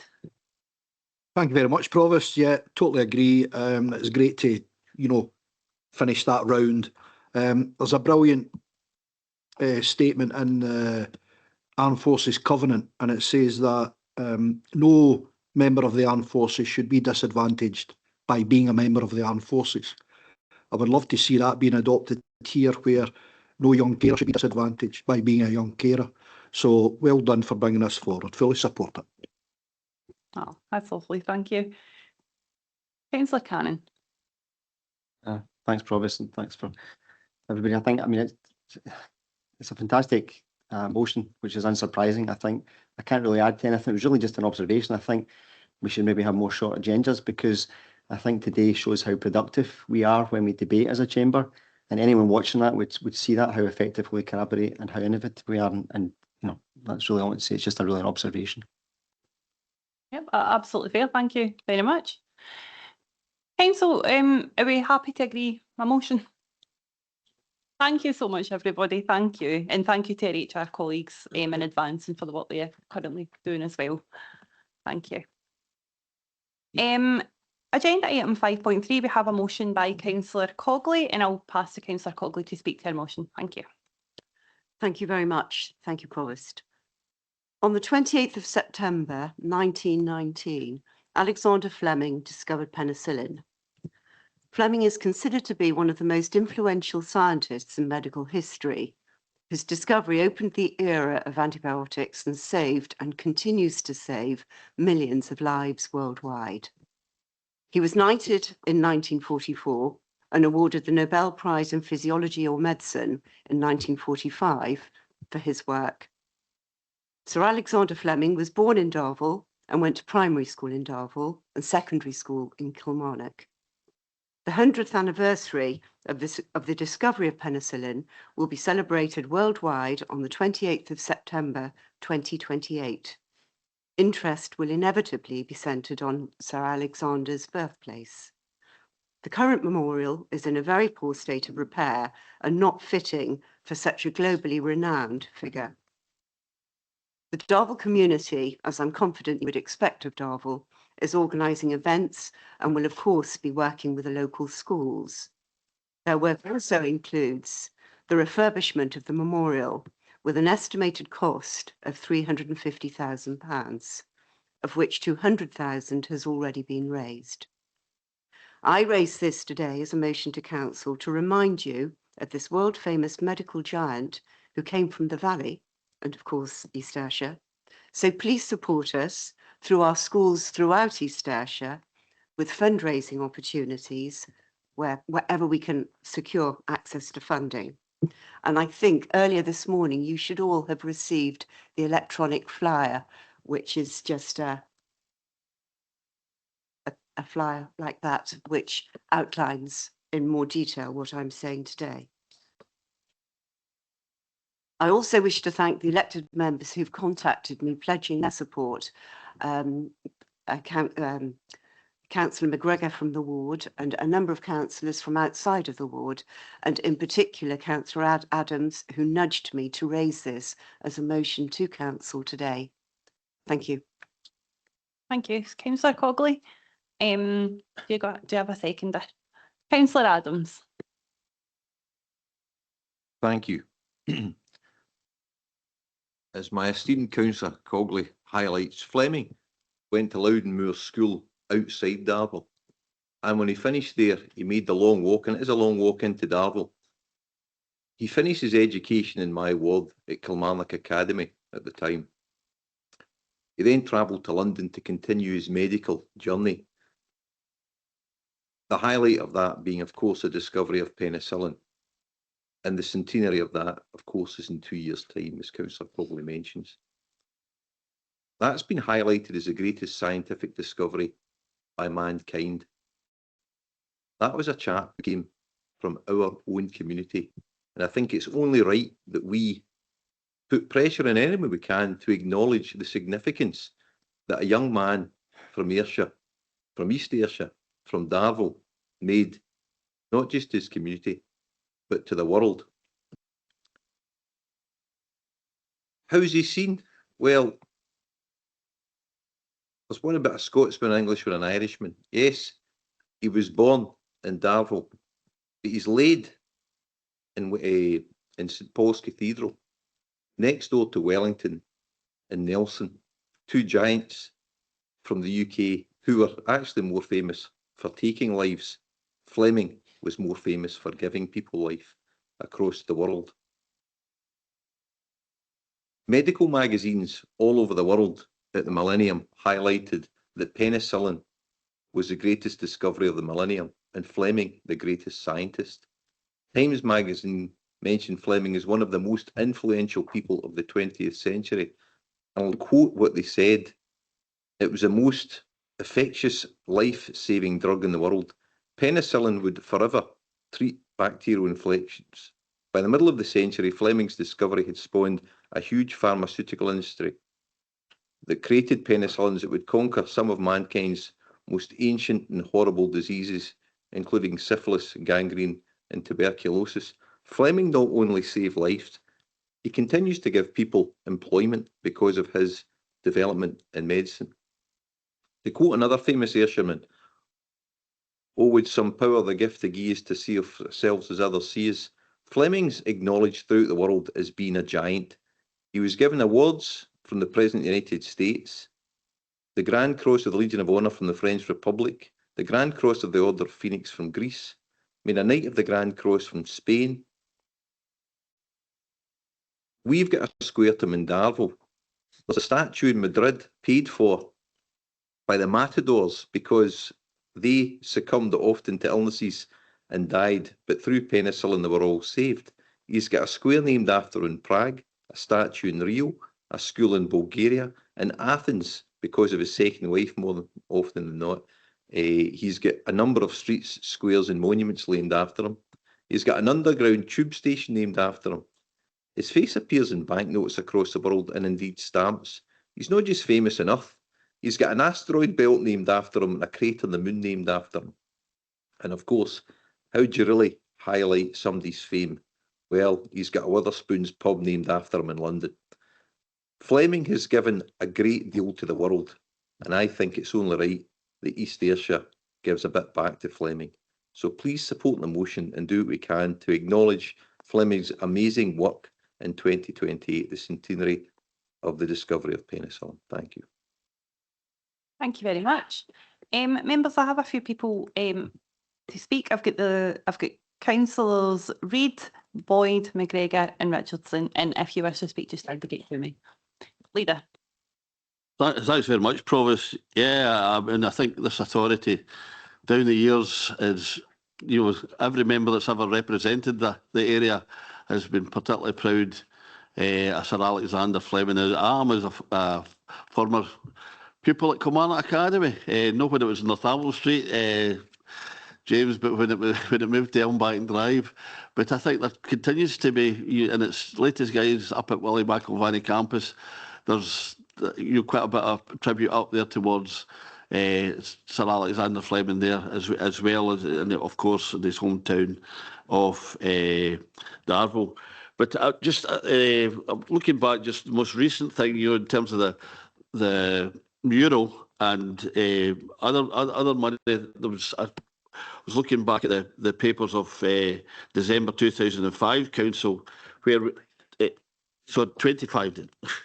2025, thanks Claire, where we're replacement of the original memorial, which was erected in the 50s and fallen into a state of disrepair. We're saying there that the new memorial will stand as a fitting tribute as we approach the 100th anniversary of Fleming's discovery of penicillin in 1928, and will align with the regeneration project recently completed. I think, the mural itself was in the Sunday Times. It gained international recognition. So just, I totally agree with the motion. It can really achieve a lot, just for not just Darvel, for the wider East Ayrshire area. And I think, we really need to, with this centenary, because the figure I've got here is 1928, but in terms of the discovery of penicillin, if we can gear up towards that. We gave one of the results of the 2025 paper was the Pride in Place projects. The Darvel Improvement Group received £200,000 from us for that project, and well deserved it was too. I think we continue to support the project, but I think 2028 is only 18 months away, and I think there's the scope for, I know it's frightening, but there's a scope for doing something really in the international stage.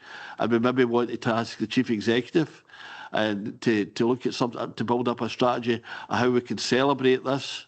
We involve our local MP and MSP on this, and really go to town and get this really on the international stage.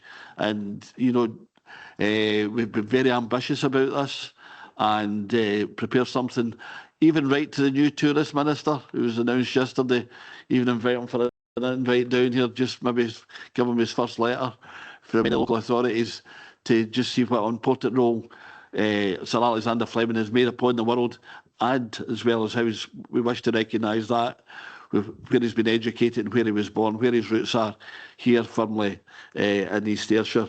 So I would recommend that we do something towards creating either some kind of event, whether it's a series of events or some other arrangements, consulting with the communities, both the school and the Darvel community groups, to really put the boat out and really put something really fitting to a guy that's, as James Councillor Adams says, has had international recognition right across the globe. And I would gladly support Councillor Cogley's motion, but just with added bit, just let's see what we can do for 2028 and involve as many folk that's maybe got a wee bit more money than we have to try and see what we can do to not just to resource it, but to market internationally. Thanks, Provost. Oh, thank you, Leader, and very well said. Oh, this is even got a name named after him in London Road. Really up there. Councillor Boyd, thank you. Thank you, Provost, again. We all know Fleming, Sir Alexander Fleming, the story is massive in his discovery. I attended Kilmarnock Academy and my head teacher was Frank Donnelly, highly esteemed, or I should call him Mr. Donnelly. Now, Mr. Donnelly lives in Darvel and he received the Sir Alexander Fleming Medal, which he's very proud of.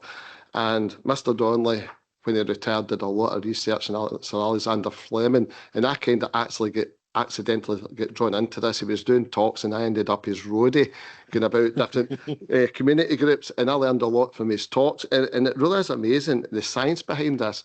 Fleming was quite messy, and this discovery, it was accident, it was a dirty petri tray, and I found it out that way.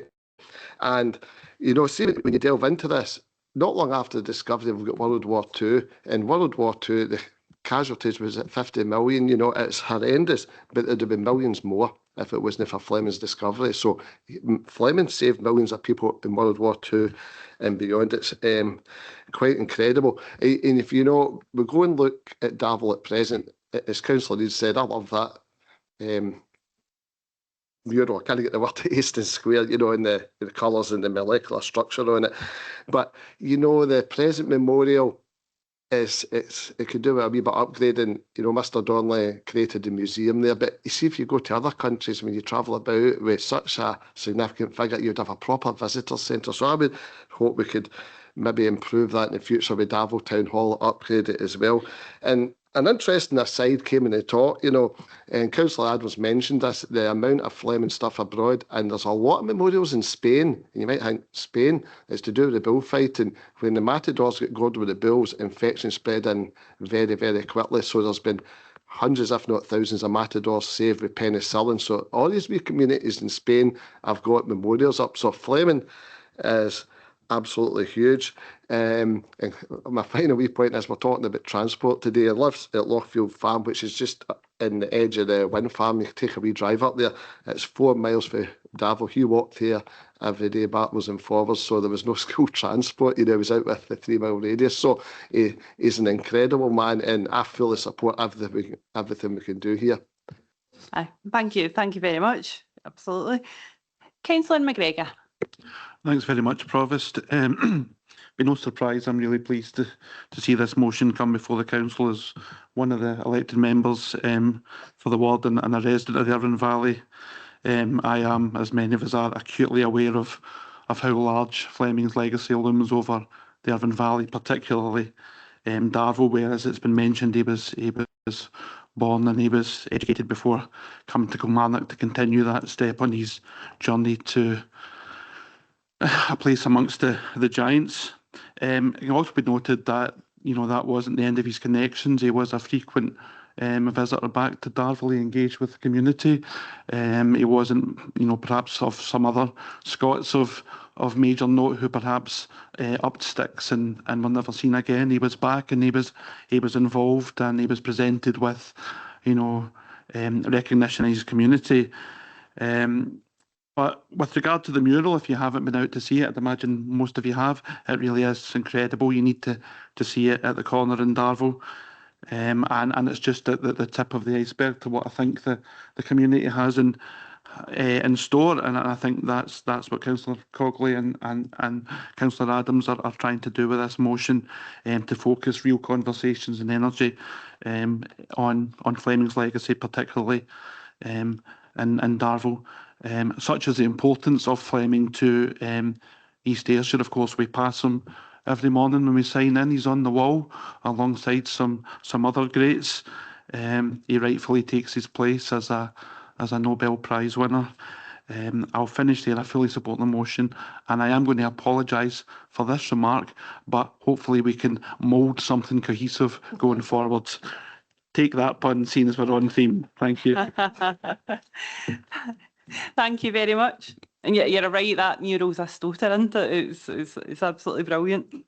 Councillor Maitland. Thank you very much. I've been absolutely enjoying listening to what everybody's saying, especially Graham Boyd. Sorry, James Adams. I thought that was, Graham, you were lovely too, but James, I thought that was really, really interesting. And just a few before, I've actually got a reply from the East Ayrshire Leisure Trust. For those of us sitting on the board, you know that we're already doing things. So I've got a short reply, but just before we go into that, when James was talking about Scottish people, and we do have tall poppy syndrome here, and we tend to, like, you just don't get above yourself and we chop the heads off. Here's the time when we should be shouting very loud. I actually Googled Alexander. No, I didn't. I did worse. I AI'd him to see if the information came up about Kilmarnock. And sadly, there's a lot of misinformation out there, and that's one of our problems we have as well. For a start, they called him English, which wasn't very popular. When I tried to drill down to the John Boyd or Lone Joy Boyd and Fleming coming from the same school, you couldn't find it. They said it was Hoyk was the only Scottish school that had ever done that. So, and unfortunately, you can't correct AI like you can correct Wikipedia. So, delighted with everything that's going on, fully support it. And just so, I'm just going to read that form of words, just so that you know that the Leisure Trust already started on this, just as the people of Darvel have. So, Ayrshire 360 is exploring an exciting new partnership with the Darvel Regeneration Trust and various local community groups to develop a vibrant festival of events in 2028, celebrating the centenary of Sir Alexander's groundbreaking discovery of penicillin. Although planning discussions are in the very early stages, the collaborative regional programme is set to become one of Ayrshire 360's flags and hallmark events. But we were talking about international, so moving forward, the joint organisers will also engage in strategic discussions with Visit Scotland to maximise the festival's tourism impact, national and international reach. So by uniting creative talents, historical heritage and community voices, this upcoming celebration aims to inspire future generations through science, history and the arts, while fostering a shared sense of civic pride. And you can hear the civic pride here today across Ayrshire. So just to say, thoroughly support this motion by Councillor Cogley. Thank you. That's excellent news. Thank you. Deputy Provost. Right. Thanks, Provost. I fully support this motion, and I don't intend to add any amendments to it or anything like that, but I would like to say, and Councillor Maitland brought up his name about Lord John Boyd Orr, and it would be totally remiss the East Ayrshire Council no to celebrate the both of them, and understand what Councillor Cogley's saying about this motion, and I'm no one to take away from that whatsoever. But I think that John Boyd Orr did some remarkable work during the First World War. I think he got the Distinguished Service Order and the Military Cross. In 1936, even today we're talking about poverty. In 1936, he had an important paper about food, health and income, how it was all tied together.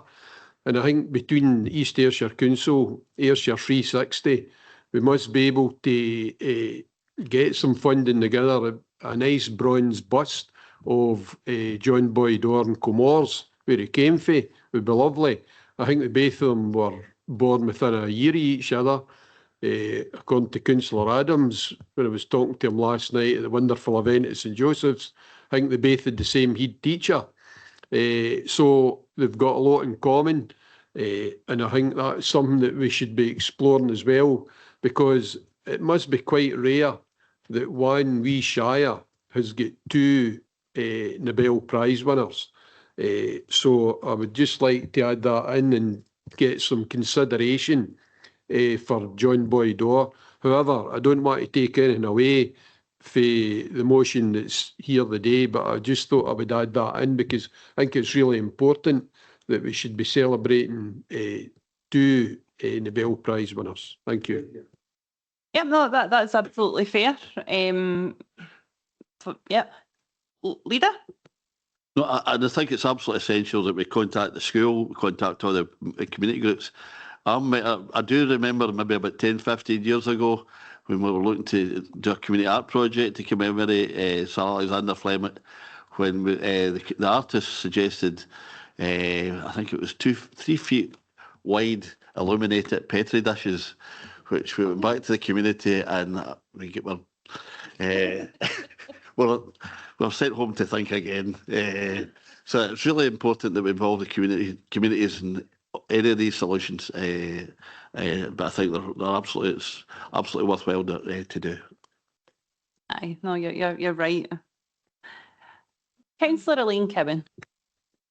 Thank you, Provost, and I'm very happy to give my support to this motion by Councillor Cogley. I've been furiously scribbling notes as everybody has been speaking, and I agree with Councillor Maitland. It's quite fascinating, and I don't think MD could accuse us of not being proud of our heritage here in Ayrshire, but maybe we do need to sing it on a wider world stage. Councillor Adams mentioned that he considered it one of the greatest medical discoveries, and I would absolutely agree with that. And Councillor Boyd was correct as well. It was actually discovered by chance in his workshop down in London.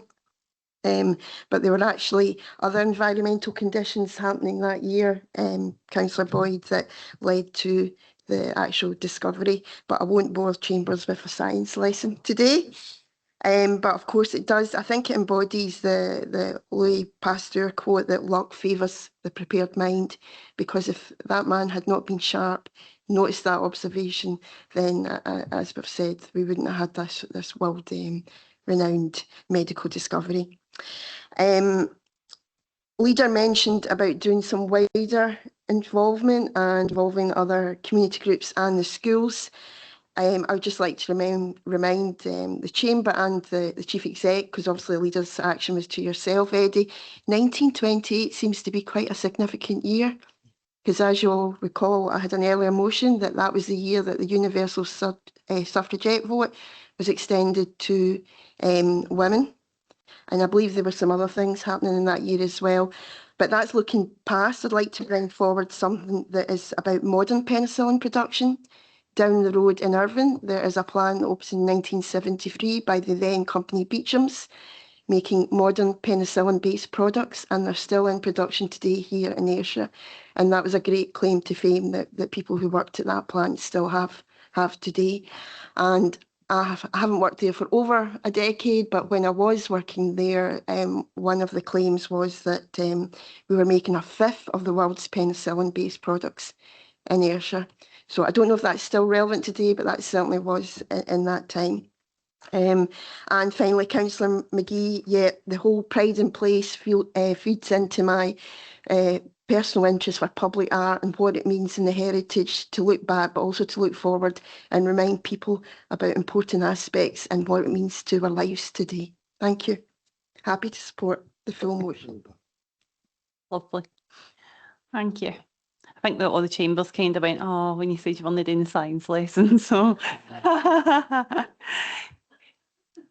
Leader, you want him back? Right, okay. Sorry to come in one last time, but I'm just thinking there, we better get a wee letter to GSK, because they've got a wee bit more money than all the other public sector bodies. Fair. Councillor Cannon.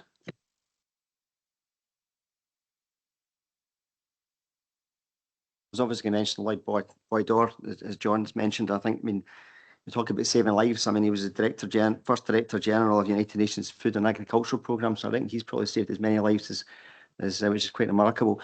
I think Nobel Peace Prize, I think Burns would have probably got a literature one if it was around in those days. We probably had 3. I think we need to remember, just I think Dougie's point about going international, I think is brilliant, and I think we should do it. But I think we need to remember in a global context that China, India, the Middle East, and parts of Africa would probably dispute, you know, a lot of what we're saying in terms of inventing penicillin and inventing something or similar.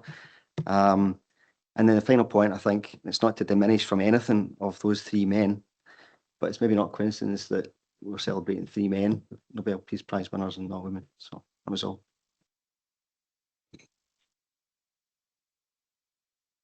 Councillor Richardson. Thanks, Provost.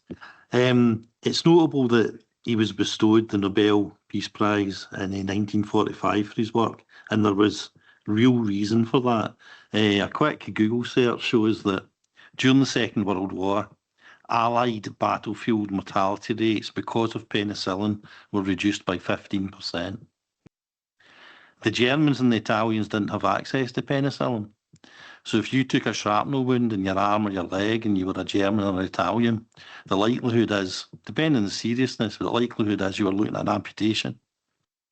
Penicillin vastly reduced the amount of amputations in the Allied soldiers. So it wasn't just life or death, it was saving arms and legs and limbs. Last bit of information I found just in the last 15 minutes on my phone.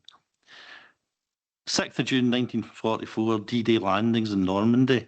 50,201 Allied personnel were injured and treated with penicillin. Of the ones that were treated with penicillin, of that 50,201 soldiers that had doses of penicillin after they'd received their injury, 94.9% survived. Now, those statistics are absolutely amazing, and that shows you why I fully support the motion and how important Alexander Fleming's work actually was. No, thank you, Councillor Richardson. I see, because I'm super nice and nobody else is batting in, I'll let you back in if it's relevant, Councillor Boyd. Yeah, and then I'll ask Councillor Coughlin. This is a really important point, and just something I picked up from Mr. Donnelly's talks. Sir Alexander Fleming could have made millions off of this, but see the kind of person he was, he didn't take a patent out on it because he wanted everybody to get access to it, and I think that's really important. It was all about the community and helping people, you know, so I think that, you know, just a kind of philanthropist, he didn't want to make any money out of it, it was about helping people, you know, and we've got the pharmaceutical companies have made millions out of penicillin. I don't think it'd be remiss to ask some of these companies to help support events, etc., memorials, visitor centre in Davos in the future, but he's an incredible person. Yep, no, absolutely. Thank you very much. If there's no one else want to come in, Councillor Coughlin, do you want to sum up? Yeah, well, yes, thank you very much. And thank you very much, everybody, for all of the support. And I will be on to GSK this afternoon, asking them for some money. Thank you. Love that for you. Council, we happy to agree the motion. Great, thank you. And thank you, Councillor Coughlin, for bringing the motion. Council, before we go, I did indicate at the beginning of the meeting that I will invite Councillor Peter Maben to speak regarding a sports achievement. I'll no steal your thunder. So Councillor Maben. Thank you, Provost, and thank you very much for your indulgence agreeing for this motion to come in with only a few days' notice, and therefore it's not in your papers, elected members. The motion itself reads, it's very simple, it's 2 lines. East Ayrshire Council offer congratulations to Shortleys Amateurs Football Club on beating Drumchapel 3-2 at Hampden to win the Scottish Amateur Cup. The committee and volunteers are working hard to put Shortleys back in the map, and this result proves how much they have already achieved. In support of the motion, I have a few more words I'd like to say.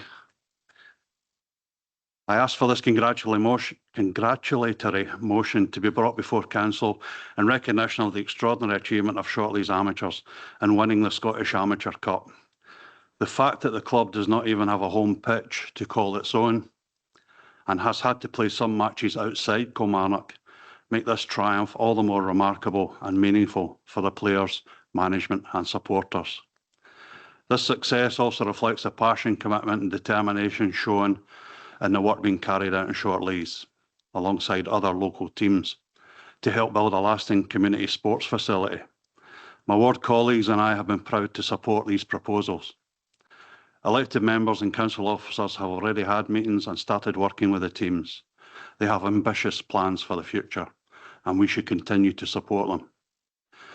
A few days ago, I spoke with Kelly legend Gary Holt, who was brought up in Shortleys. He's a Shortleys boy. And in an interview in local radio at the weekend, he made some comments which he has given me permission to quote. Gary said, "Hopefully this is a stepping stone towards getting something for the community. They get no help from the council, none. They are hoping for their own facility. They have boys' teams, girls' teams, they have everything going, but there's nothing there. It was touched on weeks ago that they need something for that area, and rightly so. If you're going and doing these things and winning major trophies and winning leagues, sometimes you have to say, right, hang on a minute. We cannot have teams travelling all over Ayrshire trying to find a pitch to play on when they are flag bearers for the community." I want to thank Gary for giving me permission to use these quotes. The interview is well worth listening to, and no one can doubt his passion for football, for the Shortleys community where he grew up, and for Kilmarnock, where of course he played many games and a great career. In light of this outstanding accomplishment, I would respectfully ask that serious consideration be given to holding a civic reception in honour of Shortleys amateurs as a fitting and formal recognition of a wonderful result for the club, the Shortleys community and Kilmarnock as a whole. Well done, Shortleys amateurs, Scottish champions. Oh, that's absolutely brilliant. Immense going the Shortleys. Aye, let's catch up after this and we can talk civic receptions. Councillor Jim Todd. Thanks very much, Provost. The three of us, I think, would have come and approached you, but I'm absolutely not against Councillor Mabin bringing an emergency topical motion here. To put things in context, Shortleys amateurs, there's a lot of history there, but Shortleys amateurs played in a competition with over 500 teams involved in the Scottish Amateur Cup. In the context of that, and I'll bring this in because it still rankles with me, the English cricket team played one team to win the Ashes in 2005, and they all get MBEs and OBEs, were recognised for beating one team. A wee aside to that is Celtic Football Club, who I am not a supporter of, won the European Cup, the first team in the UK to win the European Cup, and they have never been recognised at that level, been recognised in football terms. But to be in a competition with over 500 teams shows you the commitment and the absolute quality of players. There's some players' names there that one of the players is a son of a previous councillor in here, and he's one of their key players, so well done to them. It's you're going to have a hard time, Provost, because there's been a lot of success with juniors, Talbot, Craigmark, all the amateur clubs, Bonnet and Thistle, and that's no to bring into bring the school football teams who have been successful into into play. Sorry for the pun. So I would absolutely accept that Julie and her team will give you a lot of good advice on how to recognise, because there is a pro forma, and I look forward to that recognition that Shortleys thoroughly deserve.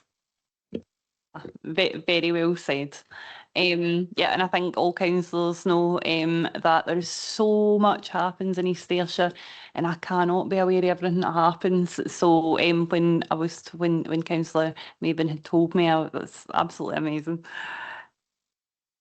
Councillor Claire Maitland. Thank you very much. First off, I absolutely support this motion. I know the three of us are all behind the Shortleys teams, especially the amateurs. Great win.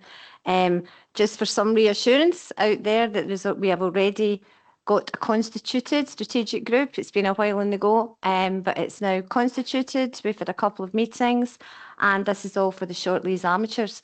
The Shortleys juniors teams, which of course are the future winners of Shortleys amateurs. So thank you very much indeed.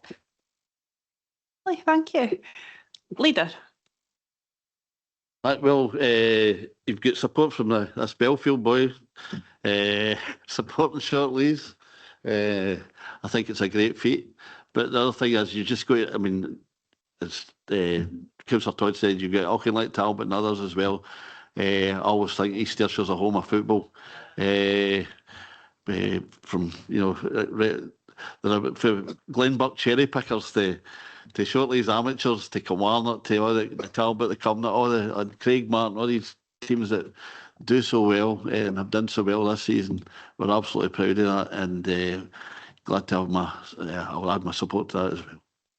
Ah, lovely, thank you. Provost, not so much a governance point, but maybe just an interest of balance. There's been a fair few teams rhymed off there, but there is a sign just up the road in Hurlford that reminds visitors that one village, 3 trophies. So just avoid any complaints from Hurlford. Give them a wee shout out as well. I think they were going to do that in Auchinleck, but they would need to keep changing it all the time.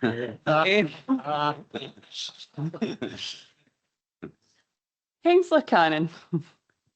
Thanks, and I mean, Ellen on this as well, but I think there's another town just up the road that's possibly the epicentre of women's football in Scotland, and Ellen obviously has played a huge part in that. Also, I think I'm not a Celtic supporter either, but my wife's family are. But I think it's worth the parallels between Short Leys and 1969. 13 of the 15 players lived within 10 miles. It was a community club in those days almost. So, I mean, anything's possible. I'm not saying they win the Champions League, but I mean...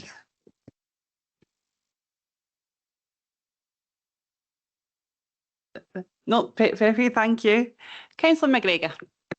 Thanks very much, Provost. And of course, the main point here is to support Councillor Mabin's excellent motion. But while we're on the subject of East Ayrshire and football, just to welcome Darvel FC back to the top tier of the West of Scotland Football League, and also to wish Kilmarnock FC women success in the playoffs, which I think the first game is at Doonhead Park in Cumnock on Sunday. They sadly narrowly missed out on winning the league and automatic promotion, and hopefully they can get it done through the playoffs. Thanks, and sorry Peter, but well done. No, it's smashing, thank you.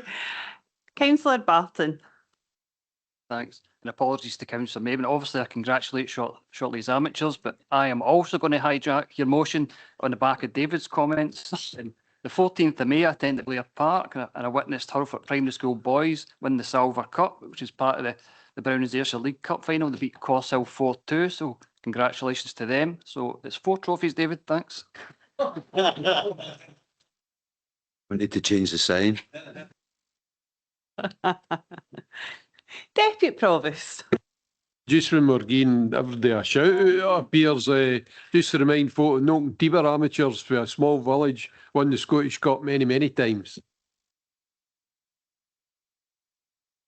On a slightly different note, Provost, that maybe Councillor McGregor wants to speak with Councillor Cogley, and maybe GSK want to sponsor Darvel Juniors as well, if they don't already. So it might be 2 for 1 in the ask. Right, we've got Councillor Linda Mabin, then Councillor Richardson. Councillor Linda Mabin. Thanks, Provost. Well, I feel since we're all jumping on the bandwagon, right? Everybody spoke about Talbot and well done to them for winning the league, but they've also got a small junior cup final on the 31st. But I feel I have to give particular mention to Muirkirk Juniors, who are have got promotion to the Premier Division.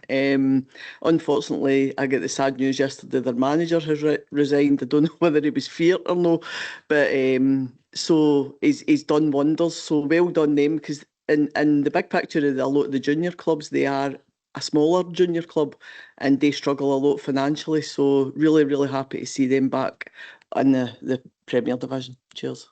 Yeah, well done to them. That's fantastic. Councillor Richardson. Back to Short Leys, I actually think Jim mentioned that they won the Scottish Cup. 450 amateur clubs set out in the journey to try and win that trophy. It's actually a better achievement when you actually look at the fact that Short Leys amateurs locally, the facilities, they don't have any real facilities. They have a park that's looked onto by four streets of housing where sort of portable goals can be placed, and they just play a game. I mean, there's years gone by when they've got to quarter-finals and people in Shortleys have turned out to 2,500, 3,000 strong crowds at that pitch. Years ago at the back of Lorraine Drive, there were football parks and there were changing rooms. Those have now gone many years ago. So there's basically just a space of open grass between Lorraine Drive and then the woods. So the fact that that club came through, as Jim says, they started off alongside another 250 clubs. They've won through to actually lift the trophy at Hampden, but locally they don't have any facilities. They don't have a real training pitch. It's absolutely astounding what that club's done. So, yeah, well done, Shortleys. No, lovely. I think we're all in broad agreement then that mowing the Shortleys, that's absolutely fantastic. And please, everybody, don't chuck hundreds of civic engagement requests to me, because I think Susan might cry. But absolutely, in any appropriate way we can recognise people, rightly so, it should be done. And hopefully saying that by the Talbot after Sunday. Anyway, right, Council, if we're happy to agree. Councillor Rabin, do you want to sum up or anything like that, or you good? I'm happy that everyone's agreeing and supportive and hijacking my motion to mention all their own local teams, which was quite amusing. But gone the Shortleys, Scottish champions. It'll have that last word, right? Council, that concludes the meeting of full council, and I'll ask to stop the recording. Thank you, everybody, for attending.